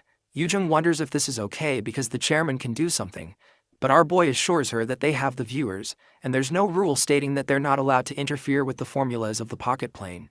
In the present, Jaehyun tells the viewers that he's going to start the real dungeon raid stream, which they've specially prepared for the viewers to enjoy. The viewers are excited, but Yoojung feels vulnerable in front of the viewers because they soon begin to talk about her performance and strengths. Shortly after, Jaehyun takes Yoojung with him to a place that looks like a lava waterfall, and our boy tells the viewers that they're planning to find the hidden piece of the pocket plane here, which would be interesting to them. The viewers are ecstatic at the mention of a hidden piece, so Yoojung begins by activating her heist skill, while our boy activates his wind boost skill, as well as his gravity skill. Jaehyun plans to show the viewers how a regressor raids a dungeon. Meanwhile, in the Mills Academy, instructor Kim Ji-yeon informs manager Sun By-nim that she'll get him into contact with Jaehyun right after the exams. He asks her to get into contact with Jaehyun as soon as possible and bring him over to their side, and even offers to let Jaehyun have control over the conditions. Ji-yeon accepts the mission and thinks it'd be a big advantage in the long term if the raider management can take Jaehyun. But the only problem is that Ja-in is also after him. In the pocket plane, our boy puts his hand around Yoojung and drags her towards the lava. She hesitates and asks him to wait, but he just continues to run towards the stream of lava while she screams. The viewers keep chatting with one another, and they don't yet understand why they're jumping towards the lava. However, Jaehyun lands on an invisible platform near the lava stream, and Yoojung is extremely relieved that there's a hidden foothold there just as Jaehyun had said. He tells her to hold on to him and cast the spell, and ensure she doesn't make any mistakes in her time calculations. Jaehyun is in awe of the first person who actually found the hidden piece here in his past life. Even though he knows Chairman Ja-in hid it here under the sponsorship of the nation, and didn't intend for a student to take it, after following all the footholds, they finally land on a spot where they can stand. So Yoojung asks him if the shiny thing in front of them is the item he was talking about. They turn out to be some marbles, and Jaehyun confirms her suspicions that these marbles will be the key point in clearing this dungeon. At this point, Chairman Ja-in begins to sweat profusely, and he can't figure out how Jaehyun was able to find the hidden piece. Jaehyun tells the viewers that he knew this item was here from mapping, but he didn't expect it to be so well hidden. He activates his ice rain skill and fires it at the sea of lava, separating him from the item to cause it to solidify. He and Yoojung make their way down towards the item, and Jaehyun asks the viewers if they know what the item is. Most of them don't seem to know what it is, and when they demand that he tells them, he informs them that this is fire essence. Apparently, this item will be one of the most important items for clearing this dungeon.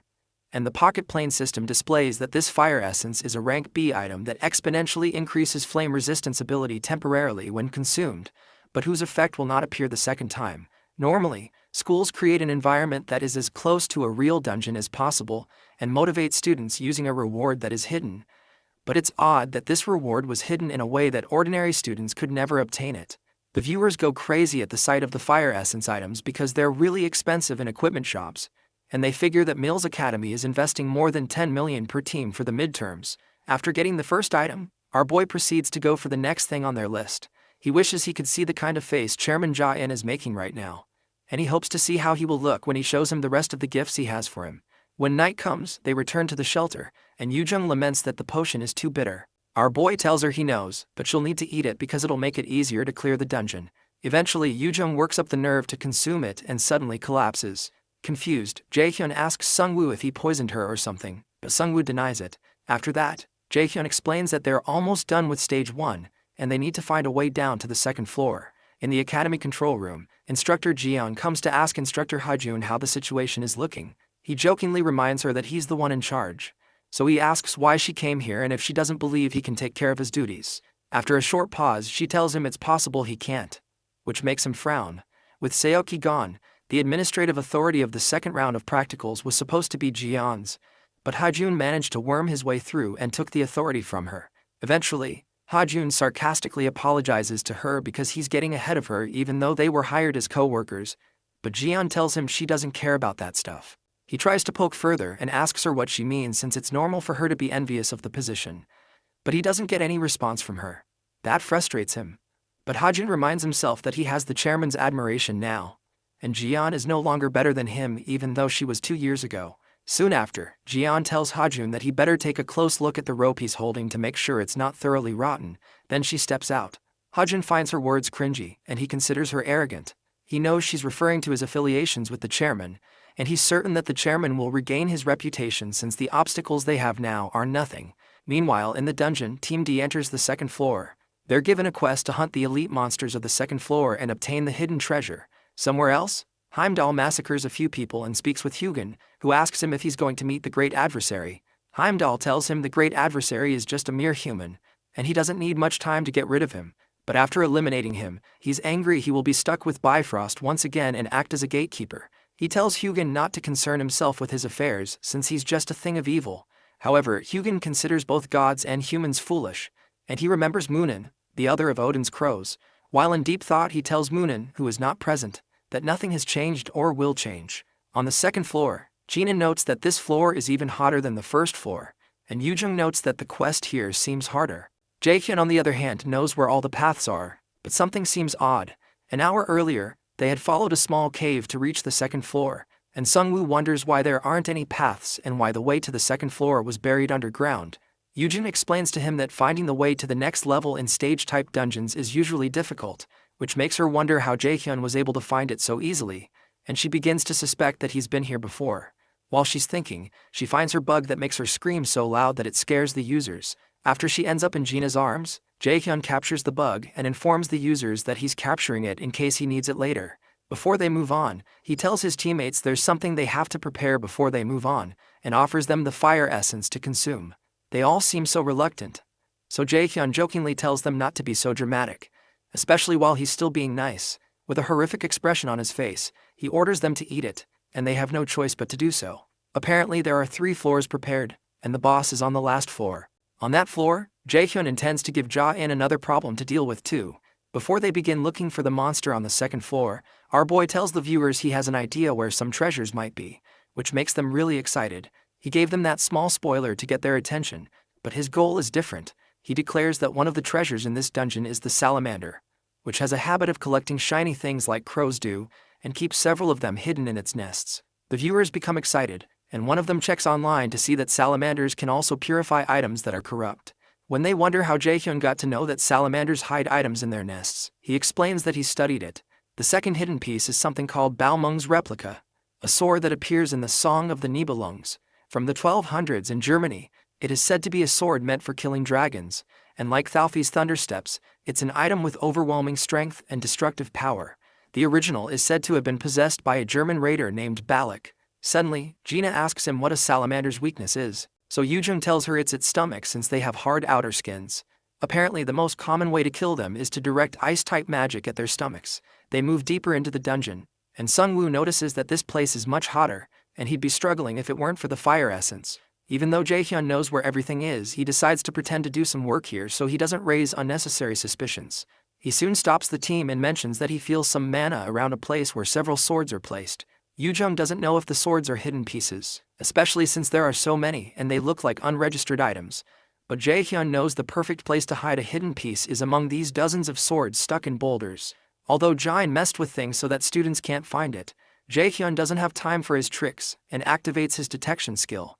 After looking around for a bit, he eventually finds it and pulls it out of the boulder. Once he pulls it out, the Nornir system informs him that he's found the copy of the Tainted Balmung, a rank A item that is Dragon Slayer Siegfried's beloved sword. It has a sealed effect that raises strength by 70 and agility by 30, and a passive S-rank skill called Dragon Slayer, which heightens a user's physical abilities when fighting draconic species. However, the effects of the sword cannot be activated because it is tainted. Some of the viewers wonder how he knew that specific sword was the hidden piece, but some of them believe Jaehyun has his ways. They continue their journey, and Yujung tries to track the salamander down, but Jaehyun reminds her that they need to wait a bit since she had said that the salamander is weakest after it has just fed, and the king's salamander eats only once a day at night. Yoo-jung asks him if it's a wise idea to stall for time, since salamanders are sensitive to smell, and they might get attacked first if they stay there. He proposes that they need to find a way to prevent that and brings out the bug from earlier, which causes Yoo-jung to freak out again. When she tries to run away, he holds her down because she's the most important part of this plan.